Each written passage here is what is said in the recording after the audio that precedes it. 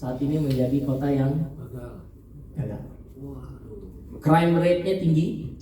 Bahkan di seluruh Amerika property crime itu 20 besar, Pak. Property crime itu artinya perampokan, masuk ke rumah gitu, penerobosan gitu ya. Itu CCTV ada, Pak, tapi tetap dirampok, Pak. Nggak ngaruh-ngaruh amat ternyata, Pak. Ya. Ini perlu PKA ya, Pak? Kenapa, Pak? Perlu PKA berarti, Pak. PKA tuh, Pak.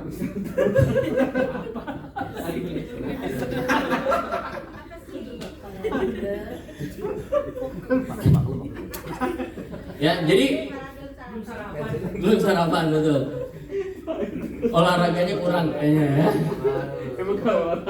Nah, pertanyaannya Bapak Ibu, ini sudah terjadi di San Francisco. Jakarta, ya. Sebentar lagi kita akan menjadi kota yang mantan mantan ibu kota. Tergantung presidennya, Pak. Oh, tergantung presidennya. Ya. Jangan bahas itu, Pak, ngeri-ngeri sedap nanti kita marah ya. Direkam loh, Ki.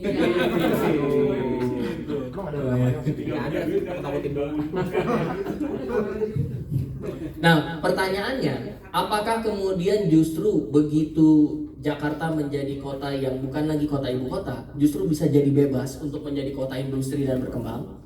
Atau sebaliknya? Kan gitu ya? Itu yang kemudian jadi tantangan. Nah, Bapak Ibu semua, kenapa ini kemudian saya sampaikan di diskusi kita pagi hari ini? Karena ternyata teorinya bukan gara-gara dia menjadi kota yang besar lah makanya dia bisa eksis. Tapi karena kota tersebut mampu beradaptasi dengan banyaknya perubahan yang terjadi, makanya kemudian dia bisa survive. Ya. Jadi kemampuan beradaptasi itu menjadi penting bagi siapapun, baik individu, organisasi, bahkan kota seperti Jakarta. Apalagi sebentar lagi Jakarta bakal kehilangan status ibu kotanya tadi kan. Oleh karena itu kita harus kemudian mampu beradaptasi dengan perubahan yang terjadi. Dan rumusnya memang gitu, Pak. Bukan gara-gara dia besar, kuat modal, ya, dan seterusnya yang membuat akhirnya dia bertahan. Tapi kalau dia mampu beradaptasi, itu yang membuat dia bisa bertahan. Nah, Bapak Ibu, oleh karena itu organisasi sejak dahulu itu selalu mengalami perubahan. Ya. Perubahannya itu mulai dari masa lalu, kalau Bapak Ibu ingat, saya masukin nggak di sini ya? Organisasi di zaman dulu, manusia itu hidup dengan pola hidup berburu dan mengumpulkan makanan. Itulah kenapa kita dulu dikenal masyarakatnya adalah masyarakat nomaden. Kenapa dia nomaden, Bapak Ibu? Pindah-pindah. Kenapa pindah? Nyari makan. Nyari makan. Kalau punya rumah tetap nggak ada SHM. Iya, nggak ada KPR juga zaman dulu, Pak. Ya, karena daerah situ makanannya sudah habis, makanya mau nggak mau akhirnya manusia waktu itu pindah ya. Sampai akhirnya manusia sadar, oh ternyata sumber makanan itu bisa diduplikasi. Tumbuhan bisa kita tanam kemudian menjadi perkebunan. Masuklah manusia ke era agriculture. Ya. Di saat ini Bapak Ibu terjadi transisi besar. Manusia yang tadinya pindah-pindah mulai menetap. Mulai punya batas wilayah, mulai memperebutkan daerah-daerah yang subur. Ya, di era agriculture ini. Itulah kenapa Indonesia dulu didatangin sama banyak negara Eropa. Ya, kenapa kita didatangin, Pak? Dijajah. Ya, nah awalnya didatengin bagus baru dijajah, Pak. Ya karena kita rempah-rempahnya luar biasa. Jadi di era agriculture, negara yang punya kesuburan lahan itu akan menjadi incaran negara-negara kuat saat ini. Ya. Sampai kemudian manusia mulai sadar lagi, oh ternyata tumbuh-tumbuhan yang kita tanam, semua bahan makanan yang kita produksi itu bisa dinaikkan nilainya dengan menambahkan teknologi di dalamnya. Masuklah kemudian kita ke era industries. Ya. Makanya muncullah kemudian negara-negara yang tidak punya lahan, padahal agriculture kan lahan yang penting ya. Muncullah negara-negara yang lahannya sangat kecil seperti Jepang, tapi teknologinya maju, dia menjadi pemimpin dunia juga saat itu. Berani perang lawan Amerika dan seterusnya. Ini era industries. Era industri berlangsung sekian lama, kemudian mengkerucutlah ada satu industri yang betul-betul berkembang dengan cepat, yaitu industri teknologi informasi. Masuklah kita ke era informasi, di mana kemudian mereka yang menguasai informasi menjadi pemimpin dari dunia. Bapak Ibu, memangnya Tokopedia atau apa? Informasi penjual, informasi pembeli. Google apa? Informasi. Facebook, informasi mantan ada di sana. Ya. Kalau bapak-bapak udah gak ngomongin mantan ya. Main Facebook aja. Jadi mereka yang menguasai informasi yang kemudian menjadi pemimpin dunia saat itu. Nah, Bapak Ibu, kita juga sebentar lagi akan mengalami transisi itu, di mana kemudian informasi saat ini sudah terlalu banyak sampai kita udah nggak tahu lagi yang benar yang mana. Bahkan sekarang mesin AI itu bisa mengenerate informasi. Ya, nggak ada informasinya nih, kan awalnya Google itu cuma ngumpulin informasi. AI bisa mengenerate informasi. Ya. Dan sebentar lagi kita akan masuk ke era itu. Makanya pakar kemudian memprediksi inilah era knowledge setelah era informasi terlalu membludak seperti sekarang. Nah, yang menarik adalah transisi ini. Dari sini ke sini butuh waktu berapa lama, Bapak Ibu? 50.000 ke 5.000. 5.000. 45.000. Ya, puluhan ribu tahun ya. Dari sini ke sini ribuan. Sini ke sini 100. sini 10.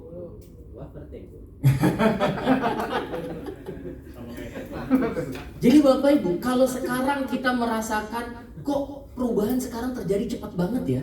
Kan ini sebenarnya Bapak Ibu kurvanya gini ya, sebenarnya ada perubahan. Cuma nggak terlalu terasa karena berlangsungnya puluhan ribu tahun. Saat ini Bapak Ibu, kenapa kita ngerasa sebentar-sebentar berubah? Karena perubahannya ngumpul dan berubah cepat dalam waktu hanya puluhan atau mungkin belasan tahun sekarang. Lebih cepat ya Pak ya? Karena informasinya gampang menyebar sekarang Pak. Kalau dulu kan butuh hambatan ya, ada hambatan supaya informasi bisa nyebar. Keterbatasan jarak, keterbatasan geografis dan seterusnya. Sekarang dengan informasi yang demikian mudah kita dapatkan, kita bisa berubah dalam waktu cepat. Asal jangan ke istri aja, ke suami. Kenapa Pak?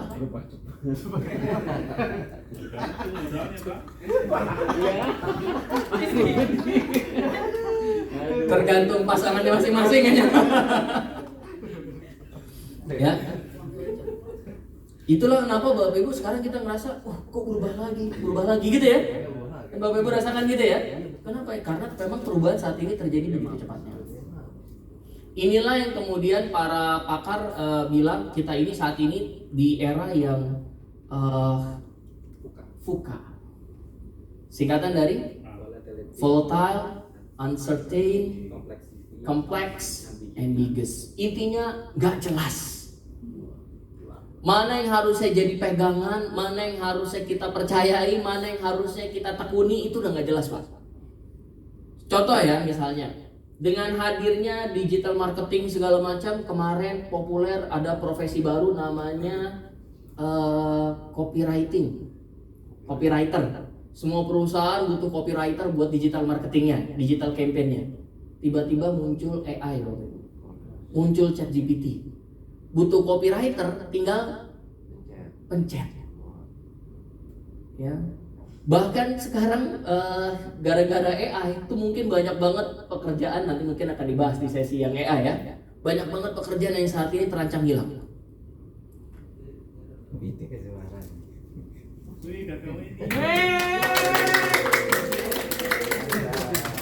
Resiko datang belakangan Mbak. Saya kemarin nonton konten Bapak Ibu, arsitek di Amerika, ya mereka bikin pertandingan melawan AI buat mendesain sebuah bangunan. Jadi ada sebuah lahan mau dibikin jadi apa gitu ya. Dia bertiga nih, oke, kita akan bikin proyeknya, kita akan tanding sama software AI.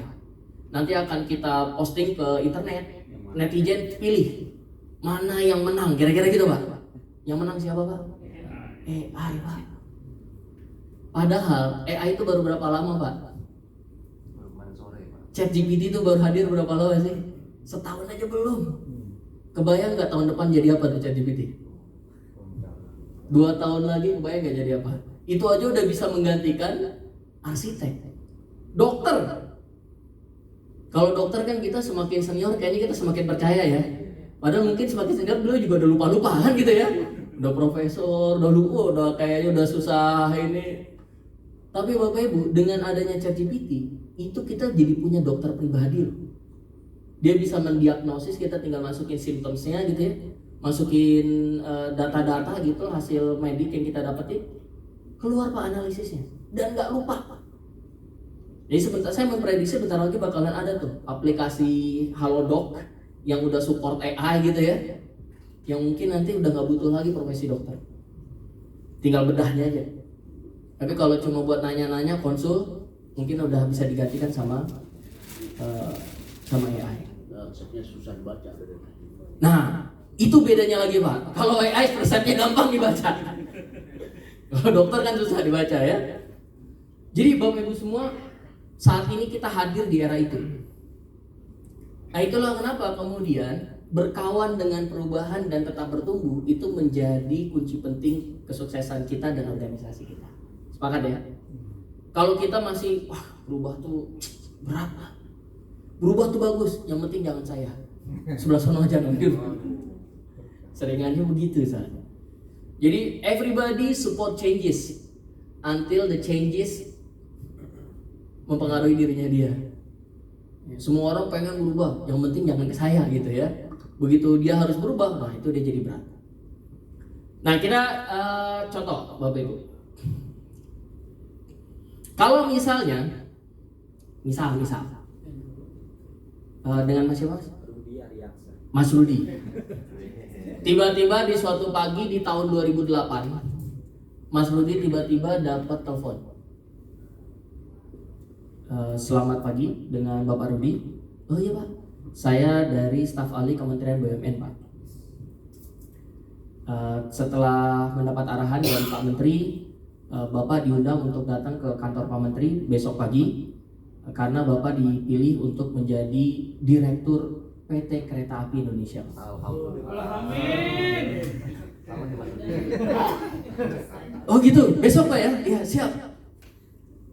Begitu tutup telepon, bangun siap-siap. Begitu buka laptop, masuk email masuk. Ada email masuk Pak. Dari pemegang sahamnya RIM, BlackBerry saat itu. Ada yang tahu pernah pakai BlackBerry semua ya? Dan minta agar Pak Rudi juga menjadi CEO dari BlackBerry pada tahun 2008. Di 2008 itu, BlackBerry adalah the world fastest growing company. Perusahaan dengan pertumbuhan tercepat di dunia. Di waktu yang sama, 2008 kereta api masih gitu, Pak. Ini angker semua kayaknya ya, sebagian besar ya. Itu Pak orangnya Pak. Alhamdulillah. Kita masih ingat lah ya kereta api yang begini dulu ya. Pokoknya kurus-kurus. Iya. Itu benar pilotnya. Wah. Pertanyaannya, Mas Rudi, pilih yang mana? Jadi CEO-nya BlackBerry apa CEO-nya kereta api? Karena ini oriented BlackBerry lah. Jelas banget ya. Ini saya nggak masukin gajinya ya. Kalau masukin gaji udah beda lagi cerita kali ya. Oke, kalau Mas Rudi pilihnya BlackBerry. Kalau Bapak Ibu yang lain gimana? Pilih jadi CEO BlackBerry apa CEO-nya kereta api? Tahun 2008. Yang pilih BlackBerry.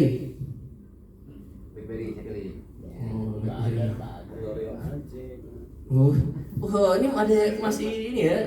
Berarti yang lain kereta api ya? Iya, Bang. Ibu-ibu kereta api? Numpang nih doang.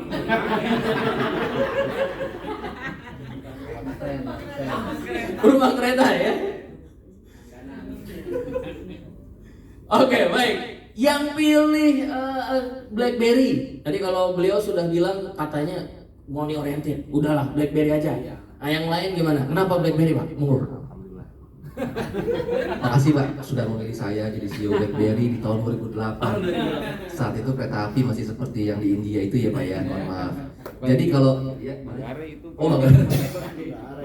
Jadi kalau seandainya 2008 saya yang jadi CEO BlackBerry Pak, BlackBerry sampai sekarang akan masih terus hidup. Kayak kampanye ya, kayak kampanye.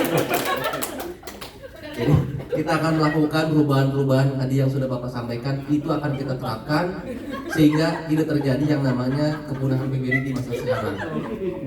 Sama, kalau saya itu nanti ditugaskan juga di CEO kereta api, maka yang tadinya dia rugi, tentunya sekarang menjadi sangat lebih untung dibanding zaman dulu. Jadi di mana aja pun akan ini, tapi kita nyari yang lebih ini, karena yang sudah bertahan lebih bagus, jangan sampai jatuh. Yang jatuh jangan sampai lebih jatuh. Kira-kira begitu jawabannya. Coblos. Terima kasih Pak Ari. Yang lain, BlackBerry, yang pilih jadi CEO BlackBerry. Bapak dari BlackBerry? Boleh. Ibu juga BlackBerry kalau nggak salah tadi ya?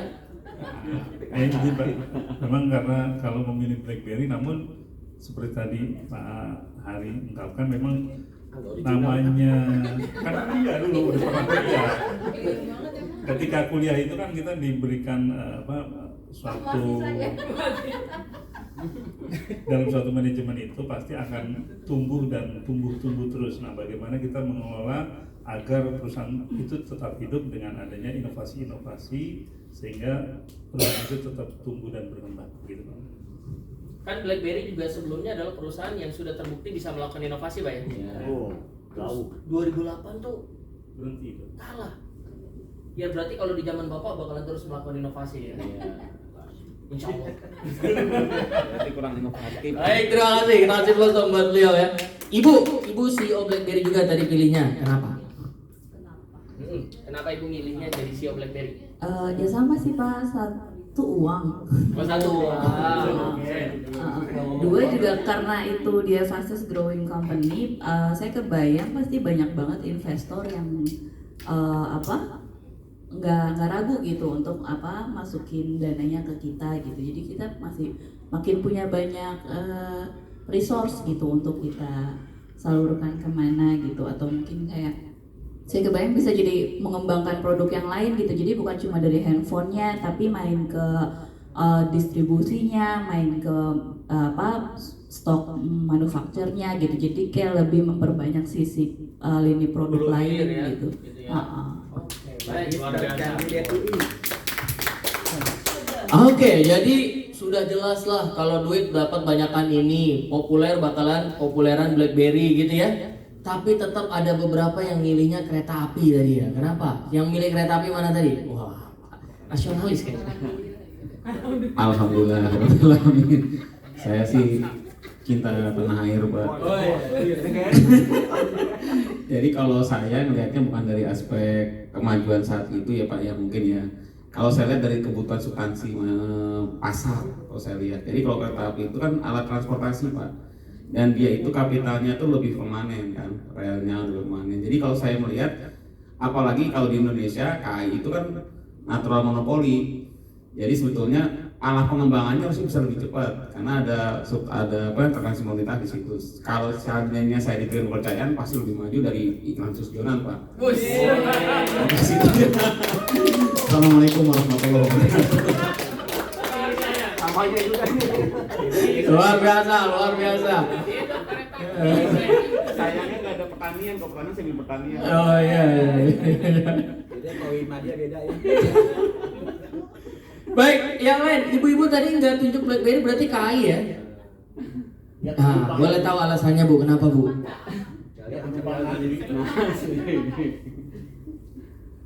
Kalau milih KAI sama sih seperti Pak Radit ya, karena kan KAI itu kan setiap hari itu kan pasti terpakai, ya kan? Dan itu pasti akan kedepannya saya lihat lebih berkembang lagi gitu, karena kan terus yang penting inovasinya saja sih yang ditambah terus gitu. KAI udah puluhan tahun rugi Bu. Kenapa? KAI itu udah puluhan tahun kan berdiri ya? Harusnya sih nggak rugi, harusnya, karena kita lihat aja KAI aja bisa menampung pengguna aja, harusnya sebanyak itu gitu kan. Harusnya yang berarti yang salah adalah pengelolaan dalam manajemen KAI tersebut gitu. Itu aja sih. Mungkin Bu Rina mau nambahin pengguna KAI. Angker ya beliau ya, angker ya. Kalau saya sih sebenarnya memang lebih senang ke kereta api, CEO kereta api. Kenapa? Karena tantangannya luar biasa banget pastinya. Terus terus benar, karena di sana kita CEO tantangan di mana memang benar-benar harus menjadi CEO yang cerdas di sana. Karena memang itu kan pabrik ya, kebutuhan pabrik yang memang sebenarnya tidak akan dimakan waktu dan itu akan terus berkembang sesuai masanya. Dan ternyata kita lihat juga sekarang itu kan kayaknya kalau dilihat sekarang ini malah banyak yang beralih itu karena memang kebijakan itu sendiri yang dimunculkan oleh pemerintah. Mungkin kalau saya jadi CEO di sana mungkin akan lebih banyak bekerja sama dengan pemerintah terkait dengan aturan-aturan yang berlakunya sehingga bisa mengikat kayak seperti ini kan sebenarnya kan karena dulu itu tidak ada sanksi yang memberatkan sehingga mereka bisa seenaknya, bisa sewenang-wenang. Terkait dengan manajemennya juga memang mungkin di sana CEO-nya nggak berani. Mungkin kalau saya di sana bisa lebih berani gitu. Jadi memang mudah-mudahan sih kalau saya sih melihatnya karena memang banyak sanksi yang tidak menguatkan dan juga manajemennya juga seperti yang Mbak Eka tadi bilang itu sih Pak. Baik, luar biasa kita CEO wanita kereta api kita ya.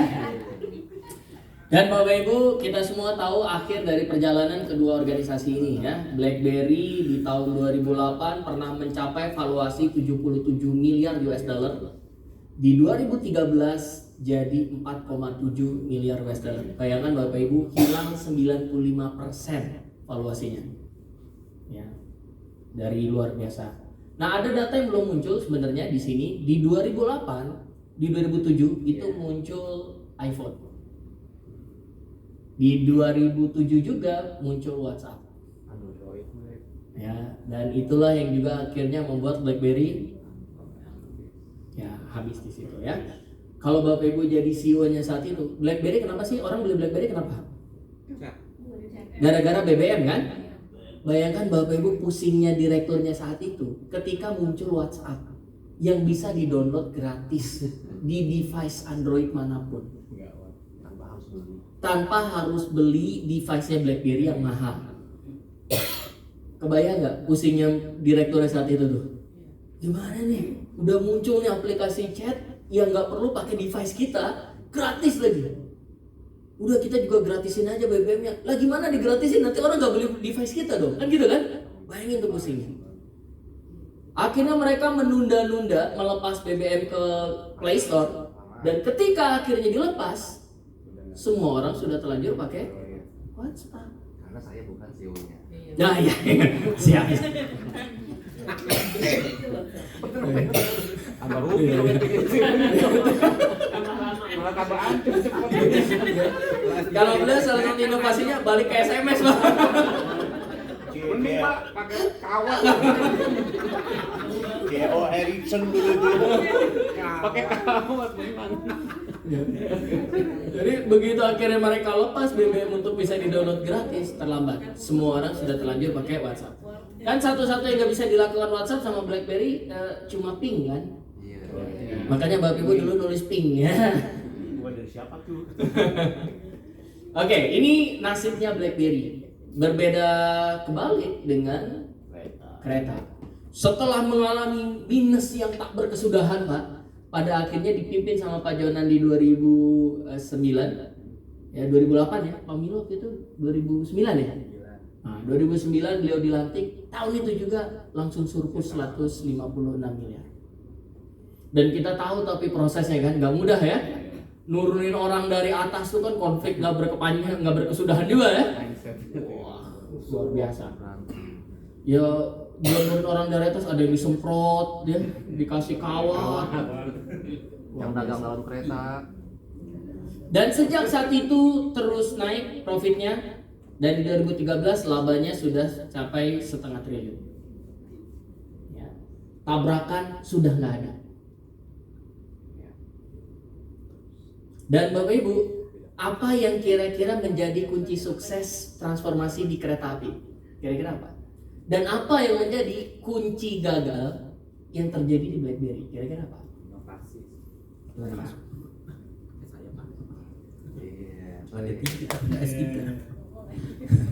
Kalau kereta api kalau saya lihat pertama yang dibedah itu tiketnya Pak.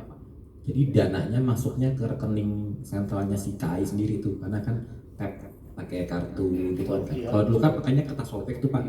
Saya juga pernah nggak bayar sih, masuk aja gitu. Kan kita masuk dari pintu sini. Keluar sono, iya.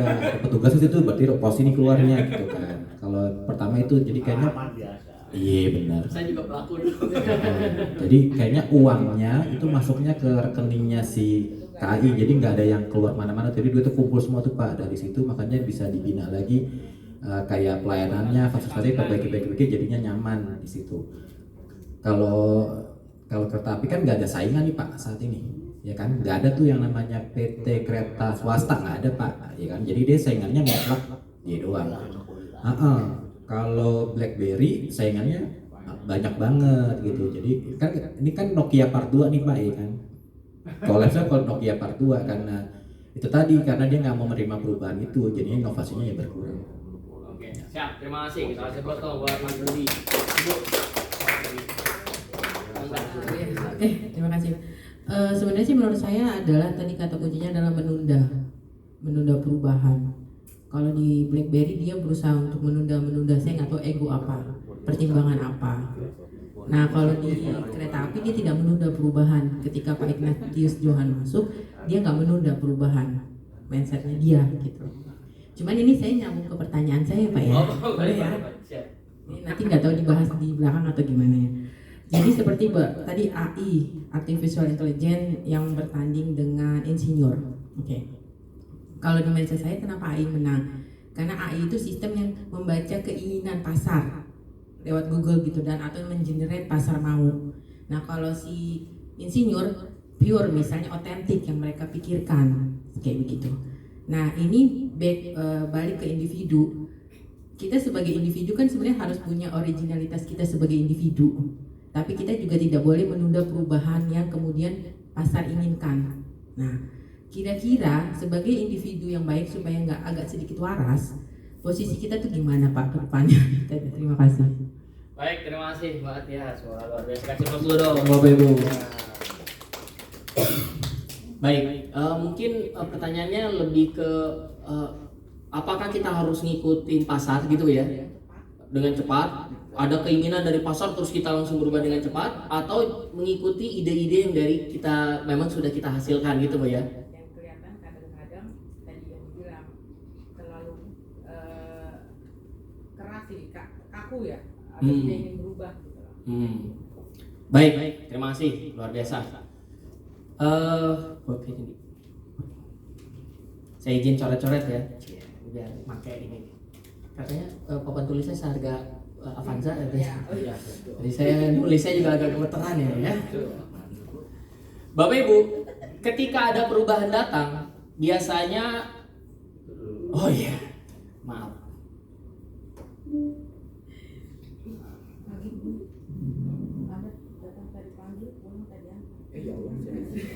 Celangkung. Bapak Ibu, biasanya setiap kali ada perubahan yang datang, orang itu bereaksinya kayak gini. Pertama-tama itu denial. Inilah yang membuat, kalau dari sisi ini performance misalnya ya, yang ini adalah waktu ya. Karena kita denial tuh menolak gitu. Adanya perubahan tuh, enggak lah, bisa lah, nanti juga bakalan balik lagi, gitu ya, denial. Intinya menolak. Akhirnya performance-nya turun. Sampai di titik paling sini itu namanya blaming. Nyalain aja. Kenapa sih perlu ada Covid? Pemerintah nih bikin kebijakan, kita gimana dong kan? Di blaming others. Ya. Oke. Blaming. Di sini Bapak Ibu stres. Ya, ini reaksi umum orang kalau menghadapi perubahan. Sampai di titik akhirnya, wah ya bener udah nggak bisa apa-apa lagi. Dia mulai akhirnya menerima. Oke, kita mesti move on. Apa yang harusnya sekarang kita lakukan, udah nggak mungkin lagi itu bisa kita kerjakan karena memang sudah nggak mungkin gitu ya. Sudah mau move on lah, sudah mulai bisa menerima, maka performance mulai naik. Ya. Jadi Bapak Ibu, perubahan itu biasanya disikapi sama orang tuh selalu begini kurvanya. Awal pasti denial, karena nggak ada orang tuh yang senang dan menyambut perubahan. Biasa gitu. Ya, apalagi perubahannya sudden, ya mendadak. Kayak kemarin terjadi sama COVID kan gitu ya. Itu juga kami Bu ngalamin Bu. Bayangin, kita kan provider training ya, khususnya training experience learning gitu, model-model outbound gitu segala macam. Kan COVID kagak ada yang mau outbound ya. Udah, jadi saya sejak saat itu jadi dosen yang baik dan benar aja di kampus. Jadi luar biasa, mau denial, oke kita masuk ke dunia industri inilah, kan sekarang bisa training online. Mulai kita bikin training online. Tapi ternyata CEO perusahaan besar juga bikin training online, jadi narasumber di mana-mana. Ya kalah lah kita kan. Wah udah nggak bisa bersaing juga. Wah ini gara-gara COVID, udahlah dosen aja deh, dosen. Dan akhirnya kita bisa menyikapi perubahan. Ya tapi secara umum pasti reaksinya kayak gini. Nah, terus gimana kalau kemudian kita mau membawa perubahan ke di kantor gitu ya? Apakah kita harus ngikutin kemauan besar ya, kemauan masyarakat gitu ya? Atau kemudian kita bawa ide kita gitu ya? Itu mungkin Ibu tadi ke arah sana ya. Kemauan dari mayoritas belum tentu yang baik yang diinginkan sama organisasi. Kita ambil contoh tadi kereta. Maunya sebagian pengguna yang tadi di atas tadi Pak, maunya apa? Gratis. Nggak ada yang periksa gitu kan, itu kan maunya. Ya tapi buat organisasi bagus nggak? Jadi Bapak Ibu balik lagi sebenarnya ke tujuan visi misinya si organisasi. Ya. Nah gimana cara kemudian pimpinan manajemen bisa memastikan tujuan itu tercapai? Bisa ngikutin dari pasar, stakeholders gitu ya. Bisa juga kemudian dia punya ide-ide pribadi. Nah itu yang kemudian kita pilih mana yang harus kita ikuti. Jadi saya juga nggak bisa bilang oh ikutin yang besar, enggak harus yang dari pribadi. Tergantung kan. Ya kayak misalnya beliau tadi pokoknya kalau saya mimpin BlackBerry nggak bakalan jatuh kan gitu ya. Maunya kan. Tapi kan ternyata mungkin pasar berkehendak beda gitu kan. Ya, jadi karena contoh ya misalnya Bapak Ibu, BlackBerry itu HP canggih yang terkenal apanya? Terkenal gara-gara apa? Satu BBM, yang kedua gara-gara QWERTY, banyaknya tombol. Nokia, dulu HP Nokia paling canggih seri apa Bapak Ibu?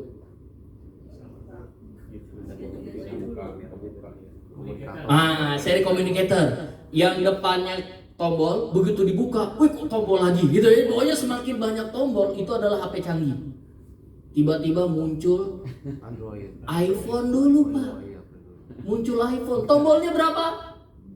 Satu. Gak pakai tombol banyak-banyak. Seketika paradigma orang tentang HP canggih geser. Tadinya mikir HP canggih yang banyak tombolnya berubah jadi yang gak ada tombolnya. Itu kan kalau dari pertanyaan Ibu harus mana ngikutin pasar atau bawa pribadi? Kan goalsnya organisasi apa? Kalau lebih cocok kita ngikutin pasar silahkan ikutin. Kalau ternyata lebih cocok dengan gaya kita pribadi yang kita dorong silahkan. Tapi ada konsekuensi. Kan belum tentu orang mau terima ide kita Pak ya. Kenapa akhirnya orang terima idenya Steve Jobs yang bikin HP tanpa tombol? Ya karena riset and developmentnya luar biasa Pak. Ini ada satu data lagi belum muncul Pak. Di 2008 tuh Amerika lagi kena apa Pak? Krisis subprime mortgage. Dan yang namanya krisis biasanya perusahaan ngapain? Efisiensi. Budget apa yang paling pertama kali dipotong Pak? Karyawan belakangan. Ngecat karyawan tuh agak susah tuh. Jalan-jalan. Budget yang pertama kali dipotong biasanya riset Pak. Udahlah ngapain riset-riset, kita fokus aja ngejual produk kita yang udah ada dulu gitu kan. Satu riset, yang kedua biaya training biasanya. Ya. Di Indonesia juga risetnya lagi dikurangin. Oh itu dari dulu. Berarti mau krisis Indonesia. Mau bisa udah krisis. Aduh, hari Jumat katanya doa loh. Jadi biaya riset kan dikurangin ya. Tapi Apple di laporan keuangannya 2008 justru nambah biaya risetnya. Makanya gak heran abis itu Apple tuh gak kekejar Pak. habis itu muncul iPad, ya. Uber tuh habis itu. Karena mereka memang serius di R&D. Jadi kalau kita mau maksain yang kita pengen, Bu, itu kita harus ya ngeluarin resource yang banyak, entah tenaga, waktu, biaya. Maksimal ya. Saya yang bagian duluan. Kalau ini ada cerita di balik ini kayaknya nih ya. Itu ada perwakilan tuh orang tuh. Oh, ini. Udah sampelnya tuh Pak.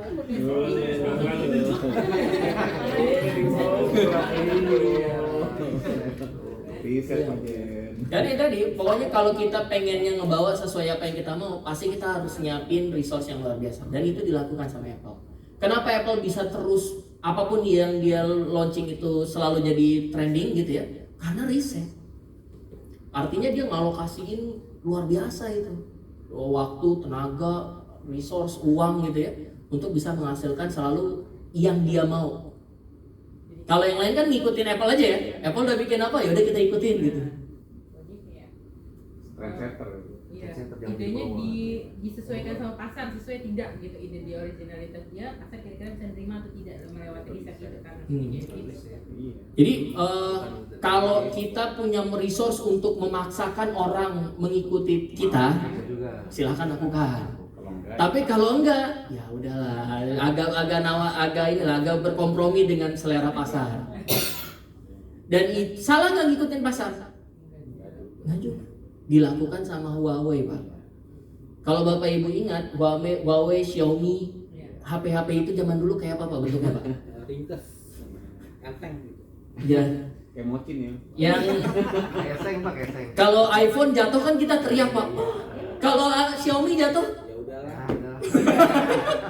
jatuh mulu sih. Kalau ada gua buat nyambit aja. Saking begitunya ya HP-nya ya. Dia ngikutin aja orang maunya apa ya udah HP yang murah, nggak usah bagus-bagus. Dia bikin lah model gitu. Sampai sekarang Pak Xiaomi udah keren kan? Udah berani dia head to head sama iPhone. Ya. Jadi Bapak Ibu silakan. Xiaomi kenapa melakukan ngikutin selera pasar? Karena belum punya resource. Begitu dia udah punya nama, punya resource, modal, SDM udah punya.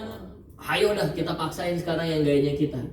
Dia mulai berani keluar dari apa yang dibikin sama Apple. Bikin kamera yang udah kerjasama sama Leica gitu ya, Xiaomi. Oh macam-macam lah yang udah dia bikin. Pak maaf Pak. Ya. Kalau tadi Xiaomi posisi lagi dia startup awal, kemudian ketika punya resource banyak segala macam, dia bisa langsung alokasi budget, spending, risetnya segala macam lebih banyak. Nah kalau organisasi pemerintah nih, contohnya kayak di tempat kami di sini, itu posisinya menurut pandangan Bapak ini posisinya di Xiaomi yang waktu tadi kayak posisi KSM atau posisi udah leading ke atas? Kira-kira seperti apa? Baiknya kayak gimana tuh gitu ya? Baiknya kayak gimana? Ya baiknya kayak gimana gitu Pak? Iya. Kalau menurut saya Pak, pemerintah itu justru harusnya lebih mudah. Karena bisa bikin regulasi. Bisa maksa orang. Bisa maksa orang. Kalau swasta, kalau swasta itu kan dia merayu orang. Dengan apa? Dengan bikin teknologi yang canggih dan seterusnya. Pemerintah tinggal bikin SK, ikut semua orang. Lebih murah sebenarnya. Tapi kan ada MK Pak. Oh iya. Kok jadi MK nih? Wah, ini bahaya nih ya. Oh iya. Iya, tapi kan biayanya murah banget. Bayangkan masyarakat yang gugat kan dia harus bayar biaya sidang. Sementara pemerintah tinggal bikin satu surat. Apa susahnya? Digugat kalah misalnya, ya udah bikin lagi kan surat tinggal apa? Modalnya surat, tinggal orang aja capek pada sidang-sidang. Itu masuk di SK. Bikin surat. Yang kedua, jadi satu pemerintah itu punya kemampuan untuk memaksa. Yang kedua, Bapak Ibu itu punya kemampuan untuk mengalokasikan anggaran. Oh, dia anggaran banyak. Iya, anggarannya Iya, apanya nggak keserap ke saya Pak. Kalau yang belum keserap kabarin saya Bu. Jadi kita kan bisa, oke, sekarang kita prioritasnya ke kegiatan ini, kan bisa semuanya ke sana. Kayak sekarang misalnya IKN, semua ke sana jadinya kan. Bapak Ibu punya kuasa untuk melakukan itu, tinggal kemudian penentuan prioritasnya aja yang mana kan gitu ya. Menurut saya harusnya pemerintah tuh bisa lebih mudah untuk melakukan perubahan. Pak, sedikit Pak, saya justru tertarik sama slide Bapak yang masalah historical tren pergerakan dari mulai berburu sampai ke knowledge Pak ya. Oh ya. Kalau tadi kan mikronya agak gede, prediksi Bapak gitu ya. Kalau saya boleh kritisi di gambar Bapak ada yang kurang pas dikit kalau boleh. Iya, boleh Pak, boleh banget, boleh. Gimana? Balik Pak yang dengan. Oh, yang tadi gambar itu, balik nih. Apa lo sama? Tenang. Ini ngeliat arah perkembangannya Pak, karena kalau tadi bandingin BlackBerry sama kereta api clear banget bahwa pertumbuhan manusia akan pasti tumbuh gitu ya. Nah tadi di gambar Bapak tidak terlihat bahwa sebetulnya kebutuhan terhadap pangan, food, energi, water itu pasti terus besar, makin besar. Kebutuhan itu pasti besar seiring pergerakan manusia dan kualitas manusia makin gede. Nah ketika Bapak lihat tren seperti ini kan sebetulnya arahnya semacam kayak linear ya, kalau bisa ditarik garis itu linear ya. Oh ininya harusnya maksudnya begini gitu Pak ya. Maksud saya gini Eksponen. Pak, kalau yang tetap aja kebutuhan pangan itu nggak mungkin makin kecil tuh kalau saya lihat dari gambar.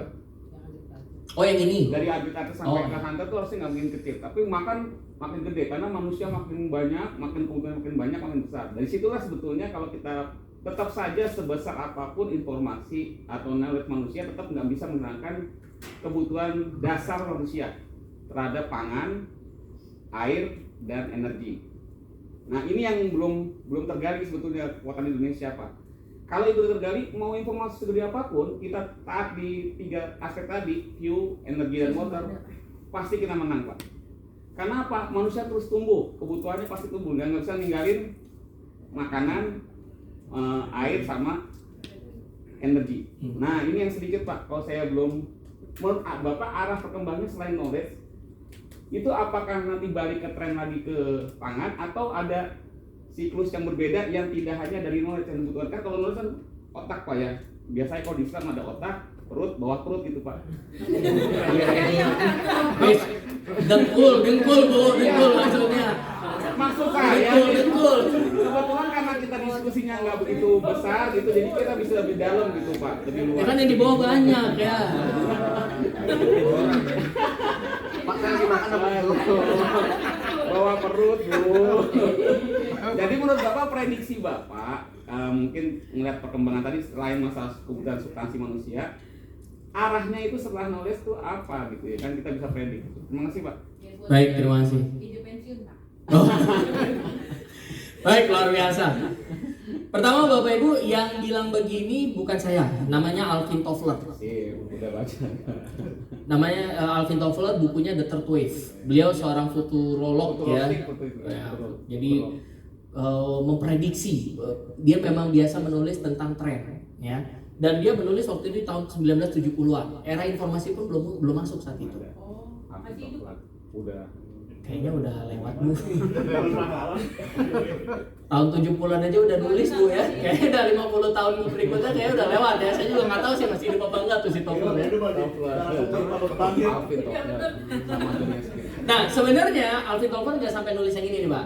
Si knowledge nggak muncul ya. Tapi kemudian begitu kita sudah mengalami informasi dan informasi juga kayaknya sebentar lagi sudah akan kita tinggalkan karena sudah mature sekali. Ini AI belum mentok. Sebentar lagi akan muncul artificial degenerate intelligence. Jadi dia bisa mengenerate informasi. Jadi itu yang saat ini sedang coba dikembangkan. Ya, dan itulah kemudian nanti jadi kalau bahkan Elon Musk salah satu yang percaya manusia itu nanti akan masuk ke era singularity, di mana otak manusia sudah terhubung sama internet, yang otomatis jadi satu sama lain. Pakai chip Pak. Nah, salah satu koyok nih Pak di sini. Jadi termasuk nanti kalau misalnya kita kena virus apapun, badan langsung mendeteksi dan langsung nyiapin penangkalnya.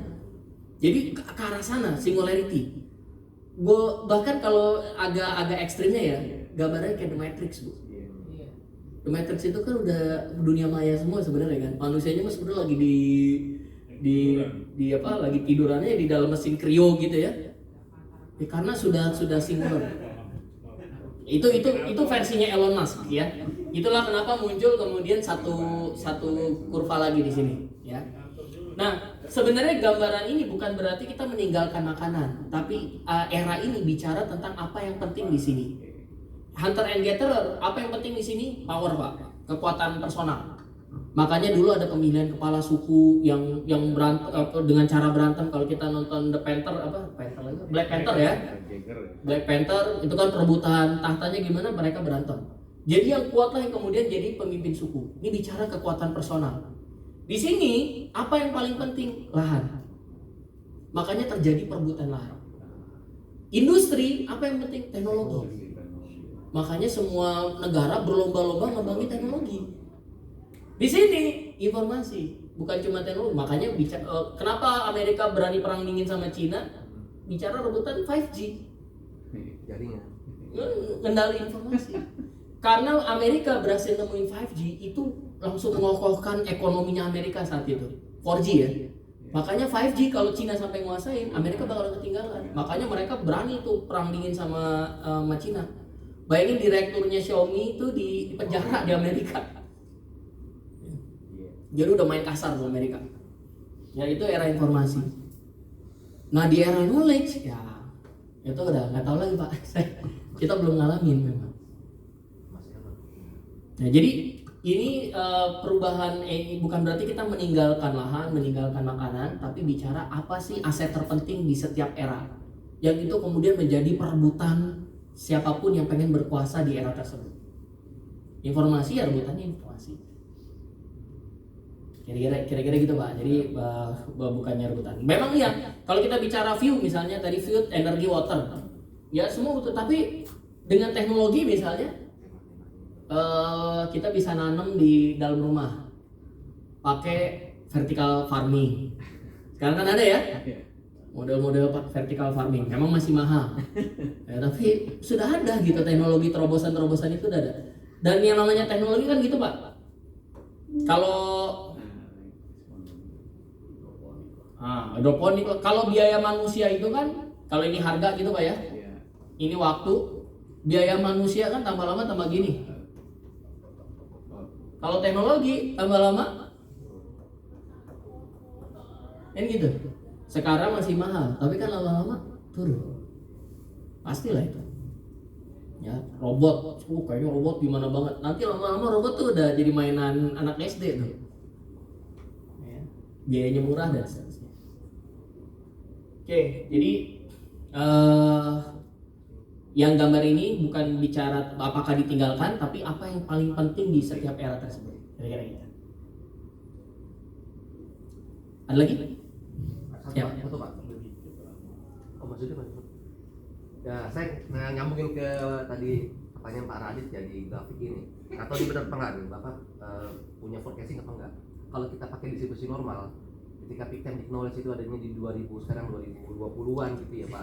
Kira-kira kan kalau kita tarik lagi ke kanan ini mungkin 2060 2070 makin landai lagi, ujung-ujungnya kita akan ke fase nanti ujung-ujungnya hunter gatherer lagi. Di mana teknologi knowledge information collapse, teknologi error. Ya kalau saya orang Islam kan kira-kira menuju akhir zaman itu ke arah situ kira-kira gitu Pak ya. Kira-kira begitu nggak kalau saya sambungin lagi begini? Karena masih ada satu otak Pak. Iya. Itu juga Pak, saya juga kan termasuk, kita kan baca ini ya apa, kalau hadis-hadis tentang akhir zaman kita akan balik lagi panah gitu ya, pedang. Tapi gimana caranya ya? Ini kita udah bicara nuklir, laser gitu ya. Tapi kan itu sesuatu yang kita yakini Pak akan benar adanya gitu ya. Nah, gimana caranya? Nah itu juga saya sebenarnya belum kebayang Pak. Ya, ada beberapa prediksi kayak misalnya ledakan badai matahari. Itu kan katanya bisa sampai membuat satelit rusak tuh. Dan peralatan kemudian menjadi blackout massal. Itu ada kayak gitu. Dan kemudian begitu kita nggak ada internet, ya otomatis semua peralatan yang terhubung sama internet jadi nggak fungsi. Ada sih prediksi-prediksi gitu. Cuma maksudnya ya saya juga nggak kebayang gitu Pak. Sampai saat ini belum kebayang. Tapi kan balik ke situ tuh sesuatu yang kita yakini gitu ya. Allah alam, tapi prosesnya gimana tuh ya. Di saat-saat ini semua udah mulai AI. Magnet bumi berhenti. Nah, baik kalau kita nonton film-film tentang akhir zaman kan ada aja tuh Pak ya. Magnet bumi berhenti, nggak jalan, terus toto burung pada jadi jatuh karena dislokasi kan dia biasanya ngegunain magnet bumi buat menentukan arah, jadinya jatuh. Dan akhirnya banyak manusia juga tiba-tiba mati gitu aja tuh. Cuma gara-gara itu. Jadi belum bayar Pak, belum bayar. Oke, saya lanjut ya. Tadi Pak Dwi, siap. Pak nyambung ke Pak Hari tadi Pak. Kan saya demen konspirasi ya. Nyambung. Konspirator ya. Tapi yang nggak berat-berat dulu. Kalau kemajuan teknologi ini Pak, bagaimana menyikapinya gitu ya? Karena kemajuan teknologi ini kan banyak tuh, banyak yang gratis gitu kan Pak. Kita tinggal manfaatin aja. Masalahnya itu nggak gratis sebenarnya kan Pak. Itu kayak kita menyerahkan data kita secara sukarela ya kan? Kayak sekarang kayak kalau di kantor-kantor tuh kayak banyak small PDF ya kan, I love PDF kan, kompres gratis. Itu kan sebenarnya datanya diambil mereka kan tanpa kita sadari gitu. Jadi kayak tanpa ngeluarin SK kita udah tahu sendiri nih gitu kan. Nah, bagaimana menyikapi itu Pak? Baik, terima kasih. Dan makanya jangan pakai yang gratisan. Kan if you don't pay anything for the product, then you are the product Pak. Itu filosofi digital. Jadi kalau kita nggak mau jadi produk, ya kita harus bayar produknya. Bayar guys. Resource. Iya tadi disampaikan. Baik. Siap. Saya lanjut ya berarti ya. Baik, terima kasih. Oke, Bapak Ibu.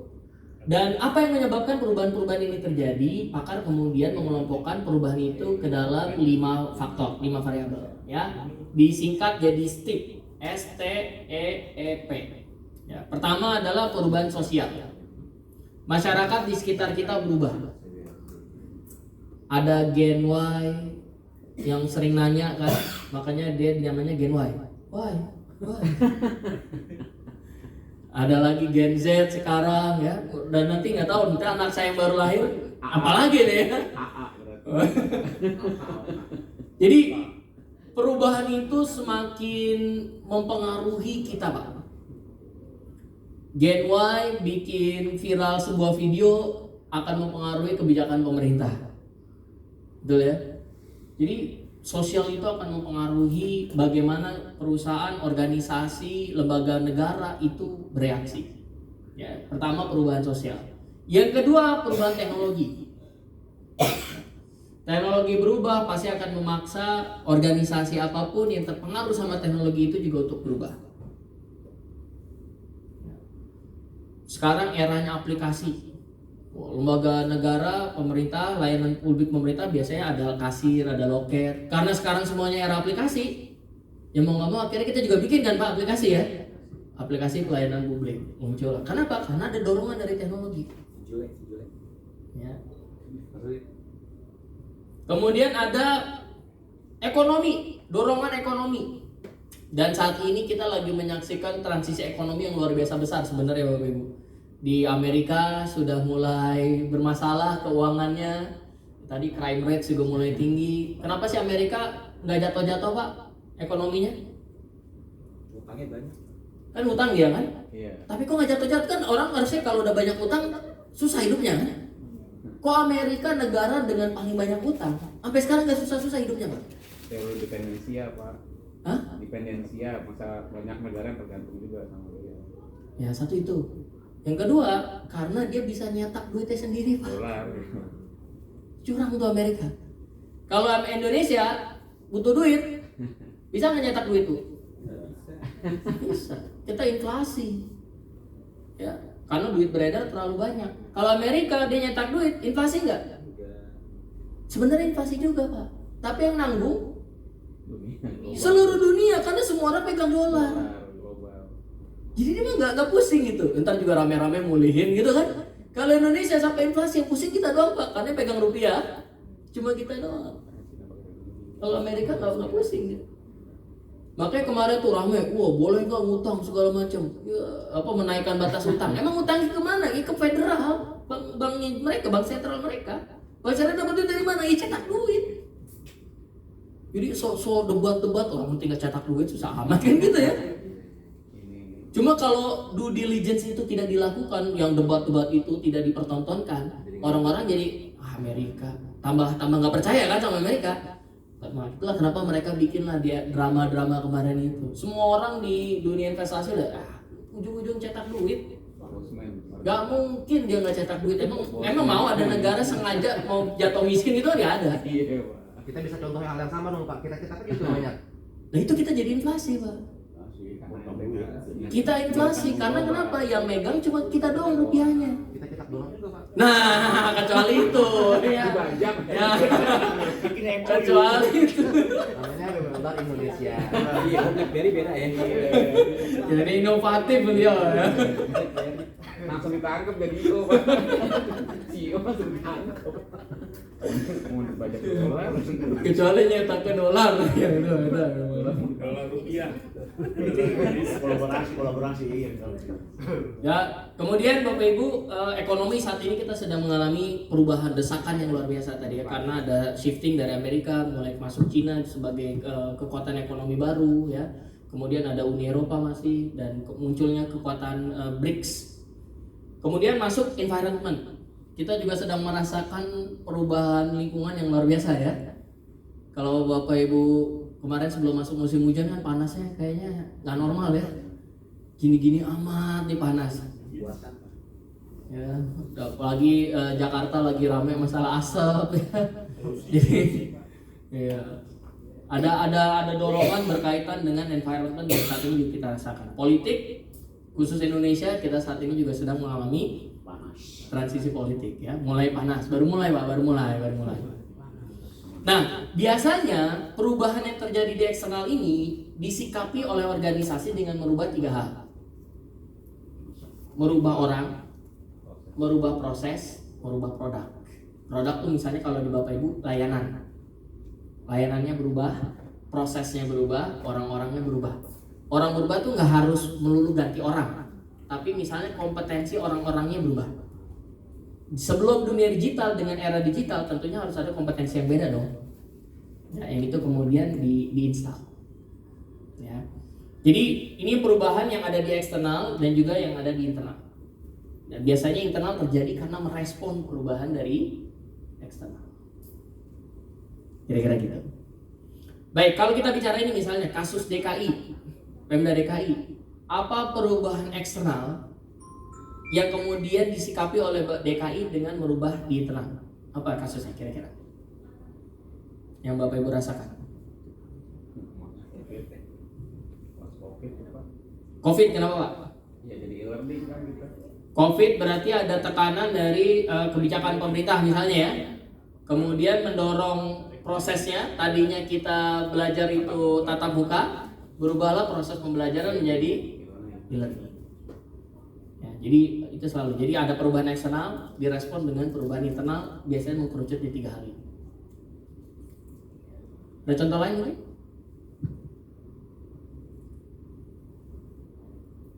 Ya, setuju saya. Nanti IKN. Oh, IKN, kebijakan politik. Wah. Ya, proses ya. People-nya juga pasti berubah. Kementerian-kementerian juga orang-orang yang berubah ya. Dan seterusnya. Baik, ini contoh Bapak Ibu bagaimana organisasi menyikapi perubahan dan akhirnya bisa tetap eksis. Ini mohon maaf saya kasih contoh produk yang lagi rame. Kebetulan slide-nya dibuat sebelum ada Fatwa MUI. Tapi Bapak Ibu kalau Bapak Ibu ingat McDonald's awalnya logonya apa? Ikonnya apa? Badut ya, si Ronald McDonald ya. Kenapa ikonnya badut?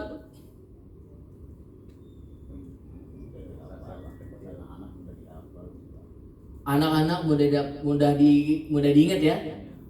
Kenapa? Karena di keluarga Amerika, badut itu sesuatu yang menggembirakan. Mereka senang datang ke sirkus, ya. Pokoknya pantomim segala macam itu kan dari sana semua ya. Itulah kenapa akhirnya badut menjadi idolanya anak-anak saat itu. Dan kenapa McDonald's ikonnya badut? Karena yang diincar adalah anak-anak. Karena McDonald's itu restoran keluarga, Pak. Kalau anaknya minta ke McDonald's, masa emak bapaknya nggak ikut bayar? Pasti jajan juga. Ya, makanya itulah kenapa dia bikinnya badut. Kemudian badut mulai nggak dipakai, ganti jadi ini Pak. Kenapa badut mulai nggak dipakai? Nama badut rusak Pak gara-gara film It. Badut jadi horor. Anak-anak mulai takut sama badut. Tapi karena dia tetap concernnya ke anak-anak, digantilah karakter-karakter yang bisa jadi cerita. Ya. Begitu akhirnya ini juga udah enggak, udahlah karakter mah beresiko, kita bikin aja jadi Happy Meals-nya. Ya, terjadi perubahan menyikapi kondisi-kondisi eksternal, tapi tetap segmentasi pasarnya adalah anak-anak. Itulah kenapa di McDonald's pasti ada perosotan gitu ya. Kalau Bapak Ibu mau nyari McDonald's dulu larinya kemana? Sarina, oke. Mall lah ya pokoknya Bu ya. Nyari McDonald's tuh ke mall. Sekarang McDonald's logonya gini doang.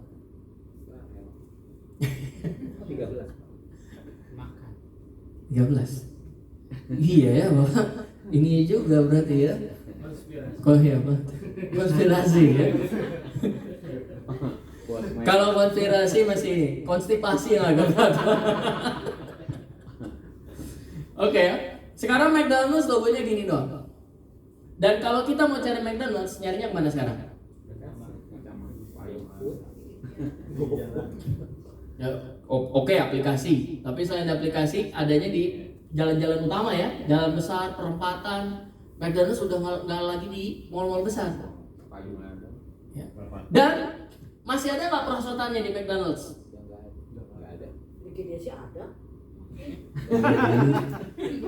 Iya. Kalau yang baru-baru masih ada nggak? Kalau yang lama masih ada ya? Baru dibangun kemarin. Oh ya, berarti dekat perumahan. Tapi yang di pinggir-pinggir jalan yang Sudirman ya, kantor-kantor besar udah nggak ada. Kenapa? Karena segmentasi pasarnya berubah. Ya, itulah kenapa ada McCafe Pak ya? McCafe kan? Dan kenapa sih dia harus bikin McCafe? Kenapa nggak menunya aja McDonald's nambah menu kopi? Kenapa dia harus bikin counter sendiri yang terpisah dari counternya McDonald's? Di sana McCafe. Kenapa? Segmentasi pasarnya beda. Yang sini memang buat keluarga, ada anak-anak dia bawa, ada lagi main perosotan, teriak, sono lagi rapat. Kalau digabungin, stres yang rapat kan? Itulah kenapa dipisah. Ya, bangunnya terpisah. Nah, ini Bapak Ibu, kenapa akhirnya McDonald's termasuk adalah salah satu restoran yang saat ini jadi jagoan gitu ya. Padahal udah bertahun-tahun kuliner yang tetap eksis bertahun-tahun itu salah satunya adalah McDonald's dan jadi jawaranya di sana. Kenapa? Karena dia terus bereaksi terhadap perubahan yang terjadi di sekitarnya. Ya. Ini sempat kolek kan? Kenapa? Sempat kolek. Sekarang. Kerja saat itu. Oh iya ya, ya semua namanya bisnis pasti sempat gitulah. Tapi buat perusahaan kuliner, restoran, fast food yang bertahan sekian lama itu salah satu jagoannya kan McDonald's. Kalau kuliner kan bertahannya gak lama Pak ya. Kalau di Indonesia contohnya apa? Ayam bakar Suwarti, geprek bensu udah kayaknya udah nggak tahu kemana juga ya. Abnormal. Kuliner tuh rata-rata, tren ya. Kan McDonald's konsisten aja tuh. Iya, jadi ini bukti kalau McDonald's tuh bisa beradaptasi terhadap perubahan yang ada. Nah, kenapa kemudian organisasi perusahaan itu bisa gagal, Bapak Ibu? Biasanya ada dua penyebab utama. Yang pertama gagal move on. Gagal move on itu tidak bisa meninggalkan proses, kompetensi, cara kerja yang selama ini mereka lakukan. Dulu saya pernah Bapak Ibu waktu masih kerja di perusahaan konsultan, bos saya tuh old school banget. Udah zaman kita bikin report meeting tuh pakai internet segala macam ya. Beliau tetap menyuruh kita bawa map Pak. Isinya apa? Pokoknya print-printan gitu, bawa map gitu yang bundel suruh beli kita bundel-bundel gitu. Ada yang model begitu. Ya, jadi kenapa? Karena dia merasa proses itu dari dulu berhasil. Nah, kegagalan meninggalkan proses yang selama ini membuat kita berhasil itu yang akhirnya membuat banyak perusahaan organisasi itu gagal. Ya. Nah, kalaulah dia sudah mau meninggalkan, dia juga nggak tahu lah terus kita mau jadi apa di masa depan. Nah, itu kejadian sama si BlackBerry. Oke, kita mau ninggalin ini si BBM, tapi mau jadi apa kita? Gak kebayang, Pak. Ya, contoh paling epic itu terjadi sama Kodak. Bapak Ibu tahu ya Kodak ya? Kodak itu perusahaan roll film penguasa pangsa pasar 70% dunia, Pak. 70% roll film itu diproduksi sama Kodak di seluruh dunia. Dan dia adalah perusahaan yang sangat inovatif. Bahkan yang nemuin kamera digital siapa? Engineer-nya Kodak, Pak. Terus laporkan, bos, kita bisa bikin kamera yang gak pakai roll film, bos. Kata bosnya apa? Yang bener aja. Kita ini perusahaan produsen roll film. Kenapa bikin produk yang gak butuh roll film? Ya bener aja. Engineer-nya keluar, akhirnya dia bikin di tempat lain, jadilah kamera digital. Dan sejak saat itu Kodak turun kamera digital. Maaf Pak, tadi yang keluar tadi itu karena dia merasa tidak dihargai di korporasinya, begitu atau seperti apa? Asik. Ini Kodak. Ini kita lagi bahas Kodak ya, Mendingan diganti namanya Mawar, Bro. Bukan nama sebenarnya gitu. Sebenarnya kan tadi pegawai Kodak apa ya? Ya, tadi pegawai Kodak, betul. Ini kasusnya Kodak ya. Kalau ada kesamaan terkait proses dan nama, ini hanyalah rekaan belaka ya. Bukan sengajaan. Oh ya, tidak sengajaan ya. Ya. Jadi Bapak Ibu, kadang-kadang yang bikin kita hebat itu justru penghambat kita untuk loncat ke tahap berikutnya. Itu terjadi sama BlackBerry, terjadi sama Kodak ya. Kenapa dia dibeli sama orang? Karena BBM. Dan gak bisa lepas dari BBM, itu jadi penyebab kehancurannya BlackBerry. Kodak dia hebat gara-gara apa? Roll film. Kenapa gak bisa lanjut ke berikutnya? Gara-gara gak bisa ngelepasin roll film. Belajar melepaskan, Bro. DKI Lepaskan itu. jadi hebat karena apa? Karena kita ibu kota. Begitu sekarang kita dipaksa lepas. Ya udah mau gak mau Pak, harus segera move on. Itu Mas Rudi. Dan melihat ke masa. Namanya ke TKD loh. Nah, biasanya kenapa gagal move on dan gagal melihat masa depan ini terjadi? Dia adalah jadi penyebab gagal melakukan transformasi. Kenapa kemudian gak bisa transform? Karena orang-orang di dalam organisasi tersebut biasanya nggak aware kalau dia tuh harus berubah. Ini Pak, penting Pak. Ini quote-nya tuh. Quote-nya. Dicatat ya, no sense of awareness to change ya. Alhamdulillah. Masuk Bos. Itu Mas Rudi. Ya. Mohon jangan ditambahin macam-macam ya kalau di posting ya. Ya Pak, kata Mas Nur jangan ya. Ini materi ini bersifatnya netral ya.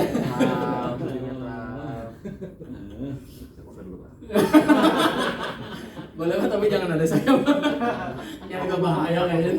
Di grup WI Pak kayaknya Pak. Lebih aman ya. Nah, Bapak Ibu, memang inilah yang saya bilang tadi, orang itu nggak sadar berubah sampai akhirnya perubahan itu mulai kena ke dia. Ya.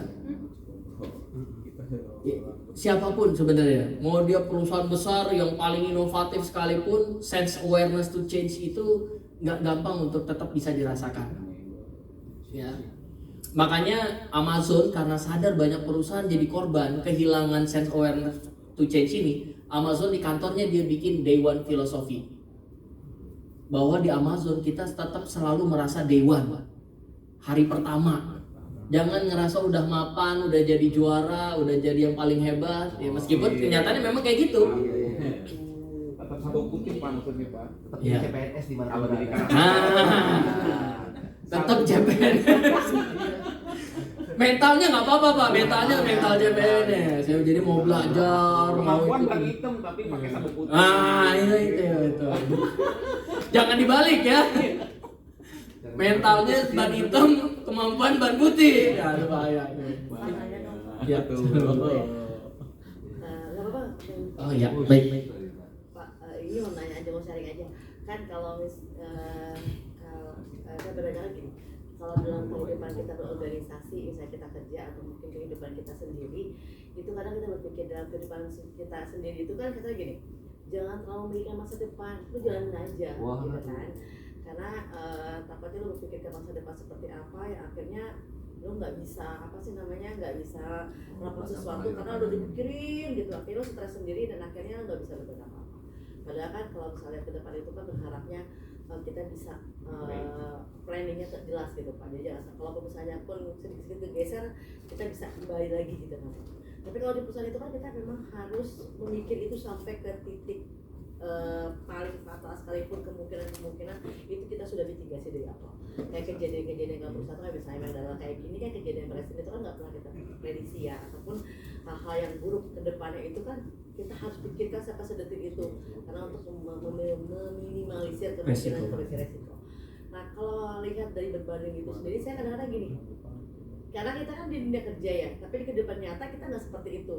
Jadi menurut Bapak gimana ya? Kadang-kadang saya gini, kalau saya lihat dari sisi ini, saya harus mikir ke depan bagaimana. Tapi kalau dari sisi ini, ya lu jalanin aja gitu. Pas ke depan nanti ilahi ta'ala gitu kasarnya kan. Tapi kita juga nggak bisa begitu juga, kepikiran juga karena kita kan berada di organisasi juga kepikiran. Jadi secara tidak langsung itu terkait satu sama lain itu gimana Pak? Baik, luar biasa, kita kasih buat lo dong buat bisa bagus dulu Pak.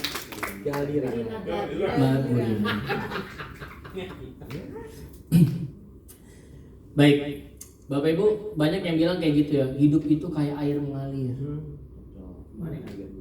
Santai gitu kan? Pertanyaannya, benarkah air itu mengalir itu nggak jelas? Ada yang nggak jelas. Kan hidup itu slow kayak air gitu ya. Air itu mengalir punya tujuan nggak?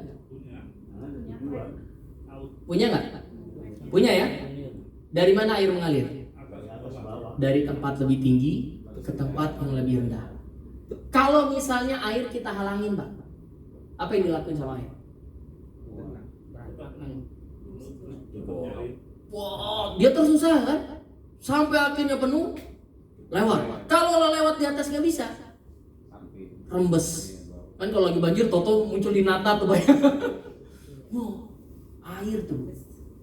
Jadi air itu justru kalau kita mau ambil contoh filosofi hidup kayak air itu adalah contoh yang paling konkret bagaimana kita harusnya menjalani hidup punya tujuan. Jadi energinya besar gitu, selalu cari cara kiri kanan dihalangin, hajar terus pokoknya sampai bisa mencapai tujuan. Jadi air pakai filosofi air itu keren. Kalau bilangnya filosofi air, udah pakai filosofi air, tenang, santai, itu namanya bukan mengalir, ngambang. Dan kita tahu yang ngambang itu apa dia? Daun Pak, daun, sampah ya.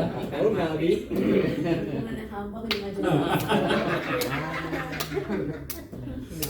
Ya, jadi kalau airnya oke, punya tujuan, dihalangin gerak. Nah, terus gimana kalau kemudian ternyata tidak sesuai harapan? Disitulah kemudian kita kan pasrah itu gitu Bu ya. Pasrah itu setelah kita melewati sekian banyak usaha, ada hal-hal yang nggak bisa kita kendalikan, pasrah. Tapi kalau kita pakai filosofi itu, udah nggak usah ngoyo-ngoyo amat, pasrahin, lah usaha aja belum disuruh pasrah. Usaha dulu Galdi. Makanya dalam terminologi waktu itu kan ada past, present, future gitu kan. Waktu itu yang masa lalu nggak bisa kita apa-apain. Yang bisa kita lakukan cuma ngambil pelajaran apa yang sudah terjadi di sana. Future itu nggak jelas. Belum kejadian. Yang kita punya apa? Makanya dia disebut present. Present apa kalau bahasa Inggris? Hadiah. Ya kan? Yang kita punya ini, yang namanya menyikapi hadiah gimana? Syukuri. Ada antusias gitu ya. Fighting cayo. Tapi selesai gitu kan. Tapi kalau kita nyikapin hari ini, I don't like Monday. Oh my God, still Tuesday. Oh Wednesday, Thursday. Baru terakhir, thanks God, it's Friday. 5 hari yang kita syukurin cuma Jumat, karena mau ketemu saya ya. Jadi kalau itu yang kita terjadi Bapak Ibu, maka kita keluar dari filosofi tadi, menyikapi hari ini sebagai present, sebagai hadiah. Kan pas. Raksa bukan muap jadinya. Aquarius jadi air. Air kelapa, Pak. Aquarium kayu. Air dari bawah ke atas. Ya, jadi usaha Bu tetap sikapi hari ini dengan sebaik-baiknya. Belum nyampe ya nggak apa-apa. Stres boleh nggak stres? Boleh. Kita udah bahas kemarin ya. Stres boleh karena stres akan memicu produktivitas. Kelebihan ya nggak boleh. Itu jadinya burnout. Ya. Jadi nggak apa-apa. Kejar. Kejar kayaknya. Kira-kira gitu ya. Baik, nah ini penghambat kenapa akhirnya kita sering kali berencana tapi minim eksekusi. Ngerasa I am my position. Lagi PW, menikmati posisinya. Ya. Dia mengasosiasikan masa depan dia terhadap posisi dia saat ini. Itu akhirnya bikin dia nggak berubah kemana-mana. Saya mohon maaf sekali. Ada satu posisi yang kadang-kadang bikin orang itu jadi nggak mau berubah. Mohon maaf. Posisi sebagai misalnya driver. Driver tugasnya apa Bapak Ibu? Bawa mobil. Jadi misalnya pimpinan berangkat dari rumah, nyampe kantor kan? Gua pimpinan rapat, ketemu sama stakeholders, ketemu hadapi masyarakat segala macam. Driver ngapain? Kalau udah nyampe kantor ngapain? Tidur. Terus? Ngelapin mobil masih oke lah, ngelapin mobil kan nggak mungkin 20 sampai sore ngelapin Pak ya. Biasanya ya lap udah selesai terus ngapain? Ngopi, rokok, terus satu paket biasanya. Belakangan mulai ngomongin politik. Mana nih? Pilih apa nih? Ya, jadi padahal driver itu punya aset yang paling berharga yang bisa dimiliki sama manusia yaitu waktu. Tapi nggak dipakai. Kenapa? Karena dia ngerasa tugas saya kan driver. Selama saya sudah menjalankan kewajiban saya sebagai driver, yaitu apa? Nganter sampai ke lokasi. Saya udah selesai. Ya. Dia nggak kebayang tuh masa depan di luar dari posisi dia sebagai driver tuh nggak kebayang. Itu yang namanya mengikatkan diri kita pada posisi kita. Misalnya di kantor juga, ya saya mah cuma staff, apalah ya, remah-remahan rengginang di Kaleng Kongguan.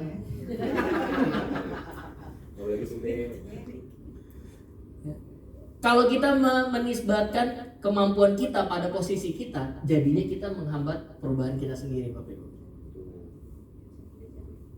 Berjuang aja, berusaha aja gitu ya. Itu yang jangan mau diikatkan sama posisi kita. Ya. Dengan demikian nanti akan terbuka peluang-peluang dan kesempatan baru di mana mungkin ada posisi yang lebih cocok dengan apa yang sebenarnya sedang kita kerjakan di sini. Ya. Di Jaya Wijaya gitu misalnya. Ya jadi itu I am my position.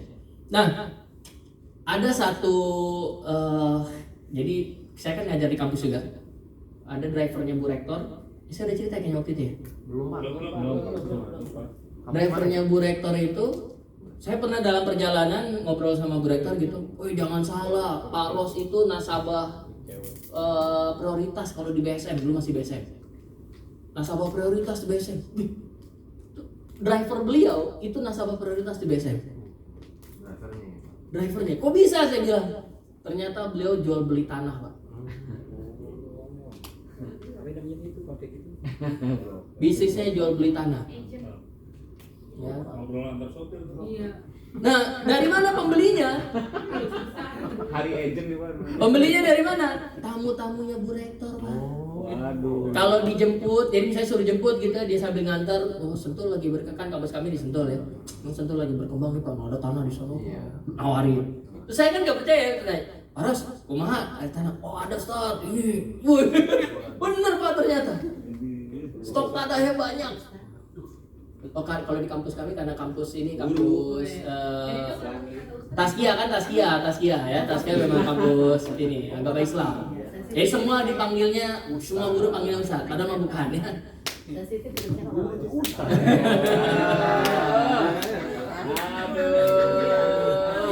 Kalau mau bantu Pak Ustaz, jadi saya satu single Pak. Saya jadi keringetan di sini.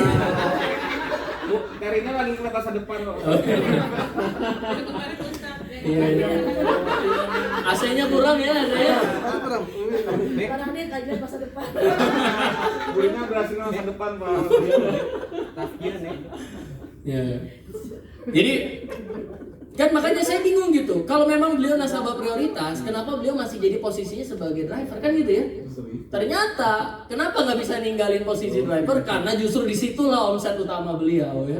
Pusdatinya Pak. Iya. Pusdatinya Risa. Nanti kalau ganti kita udah nggak ada lagi. Nggak ada lagi. Di situ pusdatinya. Jadi luar biasa ya. Makanya Bapak Ibu semua, jangan sampai kita terikat sama posisi kita sehingga kita tidak melakukan apa yang di luar dari posisi kita.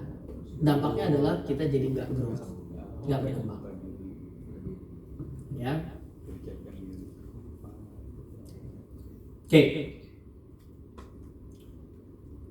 Jadi Bapak Ibu, satu-satunya yang berbahaya ketika menghadapi dunia yang saat ini sedang turbulensi adalah kita masih berpikir hari depan akan sama kayak hari kemarin. Oleh karena itu kita biasa aja.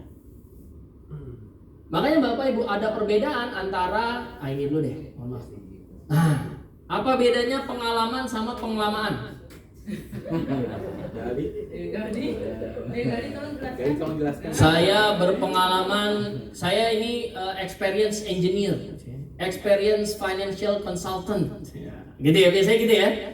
Orang yang berpengalaman di bidang konsultasi keuangan, orang yang berpengalaman di bidang engineer. Apa bedanya pengalaman sama pengalaman? Pengalaman ada isinya. Pengalaman ada isinya. Kan kita sering bilang gitu ya, wah dia 10 tahun kerja di dunia itu, pengalaman gitu kan. Benarkah dia pengalaman atau cuma jadi pengalaman? Nah, apa bedanya pengalaman sama pengalaman? Kita bahas mana kalau Jaki kemarin ya. Kalau pengalaman apa Pak? Dia punya ilmunya bisa berbagi yang Bisa expert kalau pakai pengalaman itu. Kalau dia expert maka dia pengalaman. Iya. Karena dia pengalaman. Dia bisa expert. masih Oke, kalau dia karena dia pengalaman makanya dia jadi expert. Apa bedanya? Tahu dari mana? Oh dia pengalaman atau pengalaman? Kan dites Pak. Oh, dia bisa ngasih solusi Pak pada masalah dengan pengalaman yang dia punya. Kalau pengalaman misalnya kayak jabatannya direktur tapi lama istilahnya nggak ngerti. Nambah masalah.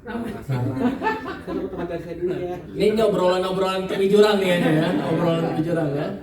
Atau gini, gimana caranya kita mengidentifikasi saat ini kita sedang nambah pengalaman atau sebenarnya kita sedang menambah pengalaman? Nah, gimana caranya kita mengidentifikasi itu? Gimana betul? Bang ini, Masalah ini harus ada masalah. Gimana Mas? Hari Saputri. Harus ada masalah. Jadi yang namanya pengalaman adalah harus menyelesaikan sekian banyak masalah. Masalahnya nggak boleh sama gitu ya. Jadi dia ditempa gitu dengan masalah. Oleh karena itu berbahagialah yang hidupnya penuh masalah. Ya karena hidup Anda penuh pengalaman ya. Asam garam apa itu? Asam garam betul.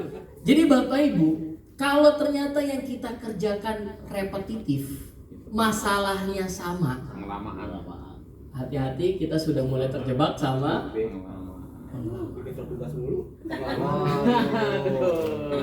Enggak keluar sebenarnya. Harus jadi lebih maju. Terus gimana dong biar kita punya pengalaman? Mas, kantor saya kan emang kerjaannya begitu administratif. Ya. Gimana caranya saya bisa nambah pengalaman? Itulah Bapak Ibu, kalau kita membatasi growth kita cuma gara-gara posisi kita, itu aja. yang kita kerjain akhirnya jadi pengalaman. Sambil enggak sih? Masalahnya kalau Pinter itu kerjanya nggak selesai Pak. Ya kan tadi kata beliau, justru harus penuh tantangan Mas ya. Harus menyelesaikan banyak masalah. Ya jadi masalahnya nggak selesai-selesai. Kerjaan nggak beres-beres. Semangat Mas Budi. 13 tahun di situ aja ya.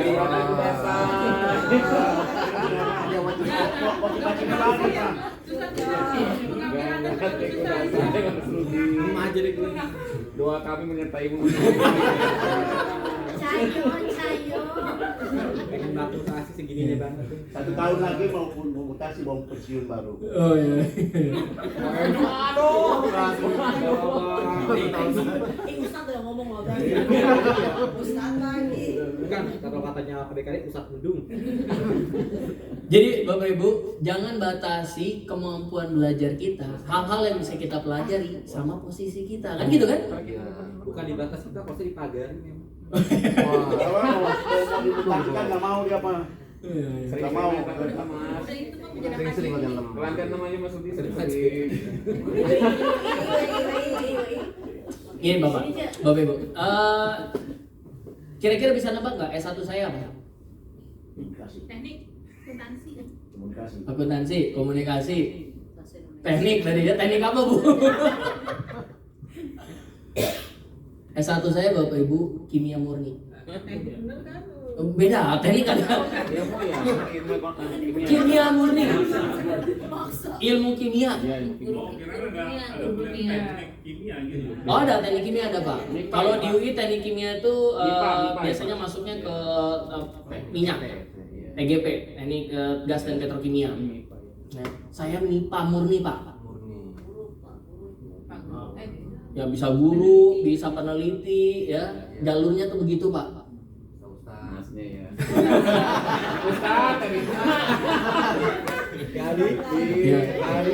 Kalau Ustadz mah jurusan apa aja bisa jadi Ustadz Pak. Ya. Jadi S1 saya kimia. Begitu saya selesai kuliah, saya sempat ikut sama peneliti di Puspitek. Dia lagi di Serpong Pak, betul, di pusat penelitian fisika. Ya, saya di sana bantu buat transfer teknologi, buat ketemu sama industri dan lain-lain. Ya. Tapi Bapak Ibu akhirnya saya tahu nggak cocok nih buat saya kimia, nggak cocok. Akhirnya saya ambil S2-nya itu leadership. Ya, S3 terakhir kemarin manajemen bisnis. Ya, sekarang jadi dosen manajemen bisnis gitu ya. Jadi begitu orang kalau saya ceritain S1 saya kimia tuh pada hah gitu. Ngapain nih kimia? Tapi Bapak Ibu, kalau kita batasi diri kita, ya kita kan cuma asisten peneliti gitu ya.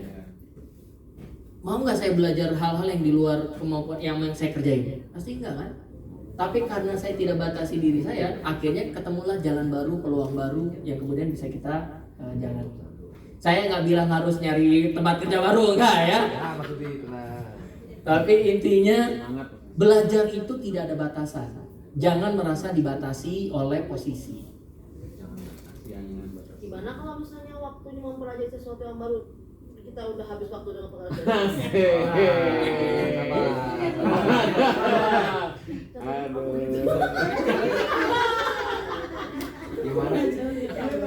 Saya waktu ini sharing ya. Mungkin nggak pas-pas amat dengan Bapak Ibu semua. Waktu saya S2 dapat beasiswa dari Kemenpora. Ya, kuliahnya Senin sampai Jumat. Jadi waktu itu saya kerja di Serpong kan, tadi Puspitek. Di rumah saya Depok. Dari Depok ke Serpong itu melintasi 3 provinsi kan. Depok, Jawa Barat, pasti nyerempet Jakarta, Serpong ada di Banten. Itu melintasi 3 provinsi, Bang. Selamat datang Jakarta, selamat tinggal Jakarta. Ya, udah berapa kali ketemu tuh Bu ya. Ketemu Serpong, beda lagi ya. Dan sorenya saya kuliah. Tapi bukan UI Depok. Salemba. Dari Serpong ke Salemba. Dan pertama kali kuliah itu lagi Ramadan. Kebayang dong Bapak Ibu jalanan Jakarta kayak apa ya? Cakep Pak. Dan itu mahasiswa loh. Kita tuh PPT Pak, para pencari tajil kan. Jadi udah ngetekin di masjid mana yang ngasih makan bok-bokahan gitu ya. Tapi kadang-kadang namanya jalanan Pak ya kan nggak bisa ke prediksi gitu. Lagi azan maghrib kita masih di flyover Pancoran. Begitu nyampe masjid udah habis, dapat snack-snackan sisa apaan ya remah-remahan. Kuliah jam 7, selesai jam 9 malam, setengah 10. Saya sama teman-teman masih taraweh dulu bareng-bareng kita, baru kira-kira jam 10 pulang menuju Depok. Naik motor, Pak. Hujan lagi apa ya? Kalau hujan udah beda lagi cerita. Jupiter lagi. Honda bebek dulu masih Honda bebek, Pak. Berkap. Masih Supra dulu, Pak, Supra. Kebayang Bapak Ibu jam 10 malam dari Salemba ke Depok. Itu udah goyang-goyang nih Pak di motor. Truk. Jam 11 malam, besok pagi Serpong lagi. Senin sampai Jumat. Itu yang paling bikin sakit hati, misalnya harus ngumpulin tugas nih. Wah, ngumpulin tugas nih, ada tugas harus dipresentasi, dikumpulin. Atau perjuangan sekian banyak tadi itu nyampe kampus. Tugas dikumpulkan di UI Depok besok pagi. Astagfirullah. Kenapa nggak bilang sih nggak ada kuliah gitu ya? Prank namanya Pak. UI Depok tuh kan tinggal ke Flasher nyampe dari rumah saya harus ke Salemba dulu sore-sore coba. Sering tuh saya. Keprank dosen Pak. Makanya sekarang saya nggak terlalu sakit hati banget kalau ngeprank masih.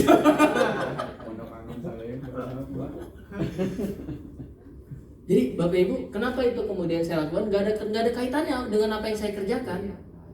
Tapi kenapa? Karena saya pengen cari Pengalaman. Jangan dibatasi sama posisi. Ya. Baik. Nah.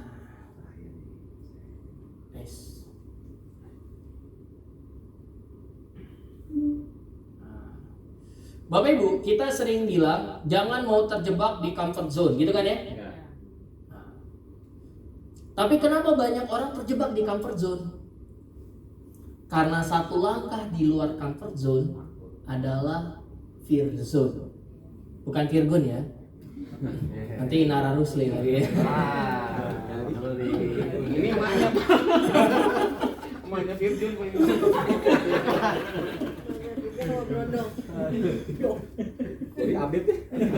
Kenapa banyak orang nggak bisa meninggalkan comfort zone? Karena selangkah di luar comfort zone adalah zona ketakutan. Kapanpun kita merasa ada keraguan terhadap diri kita, berarti kita sedang berusaha meninggalkan comfort zone. Itulah kenapa banyak orang nggak mau ninggalin comfort zone. Karena takut. Takut nggak bisa, takut capek, takut nanti konsekuensi, takut gagal. Itulah kenapa bilangnya terjebak di comfort zone. Nah, pertanyaannya, kapan kita tahu kita sedang terjebak di comfort zone?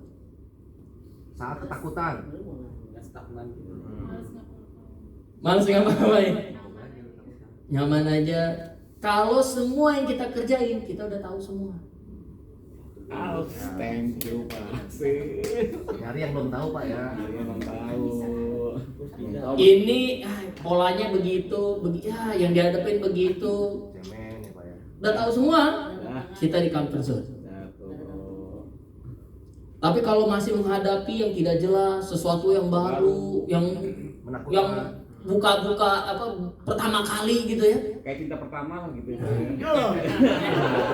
Kan deg-degannya masih ada Pak ya. Tapi kalau udah tahu diterima kan kayaknya biasa aja Pak ya. Gaji Pak itu. Bukan petualang. Saya mohon maaf nggak pernah ngerasain yang kayak gitu Pak. Dia mau ngomongin ngomong apa kamu? Udah bukan cinta pertama aja, gaya pertama juga.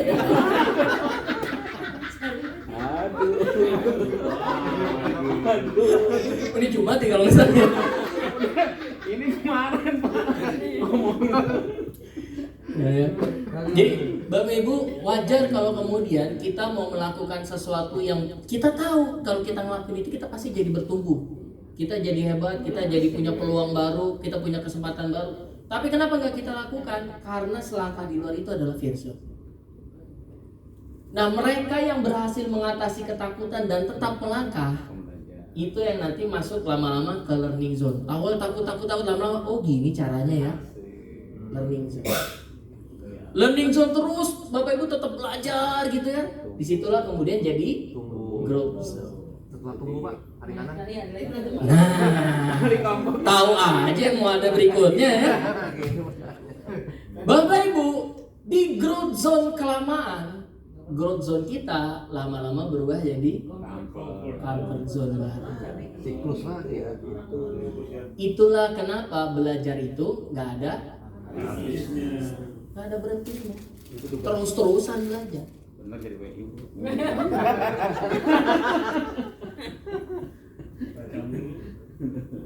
Pak, maaf Pak, saya Ya, mau konfirmasi aja nih Pak. Siklusnya kan unlimited.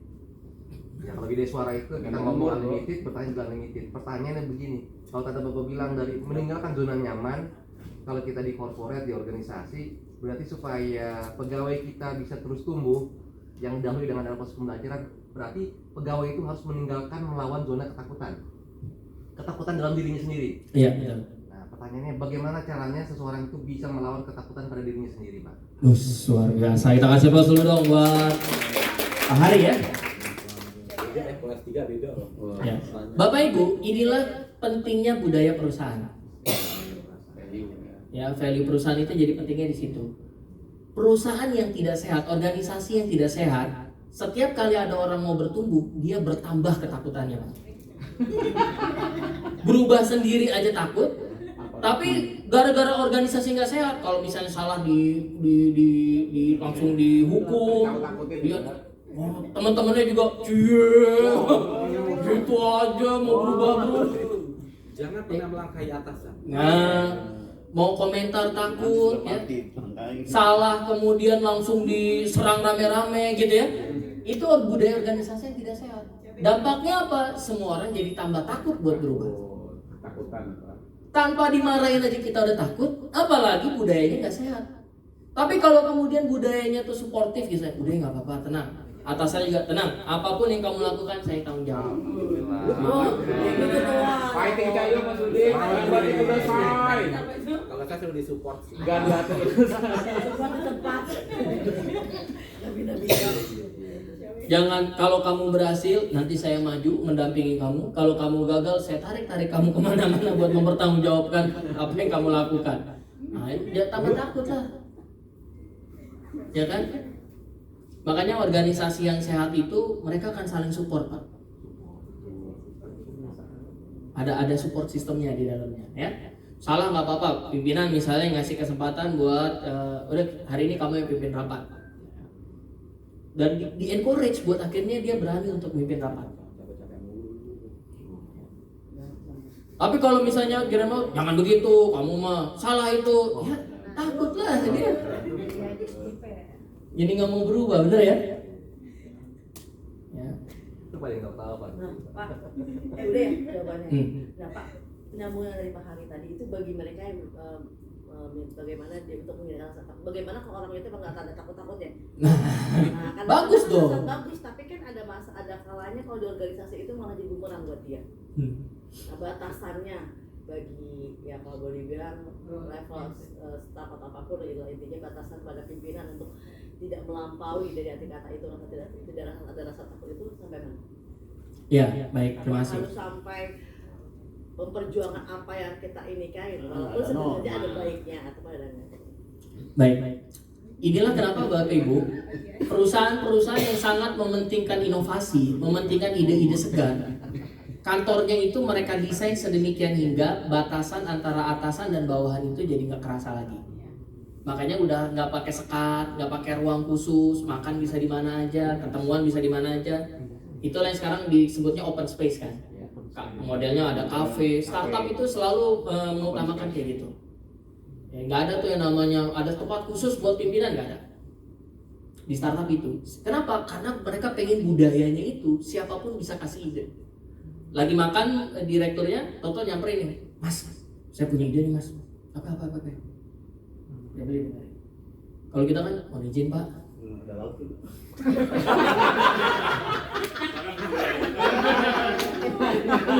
Katanya minta lauk. Bawa di mana? Berat ya. Ya, jadi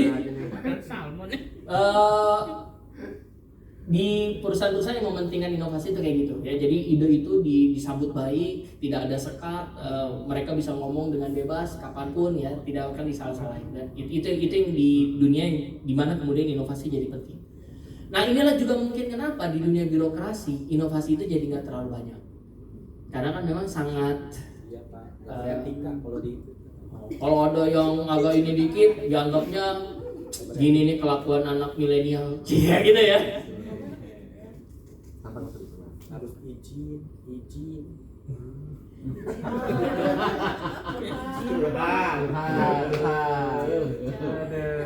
Ya. Tapi kan Bapak Ibu bukan berarti kemudian kita nggak bisa bertumbuh ya. Tinggal kemudian kedewasaan kita sebagai yang pengen mau melakukan perubahan, kita tahu organisasi kita kayak gini nih. Gimana kita bisa tetap luarnya kayak gitu, menyesuaikan, tapi dalamnya sebenarnya membara-bara nih ya. Berapi-api buat melakukan perubahan. Mohon izin Pak, ide Bapak jelek. Bisa aja gitu ya.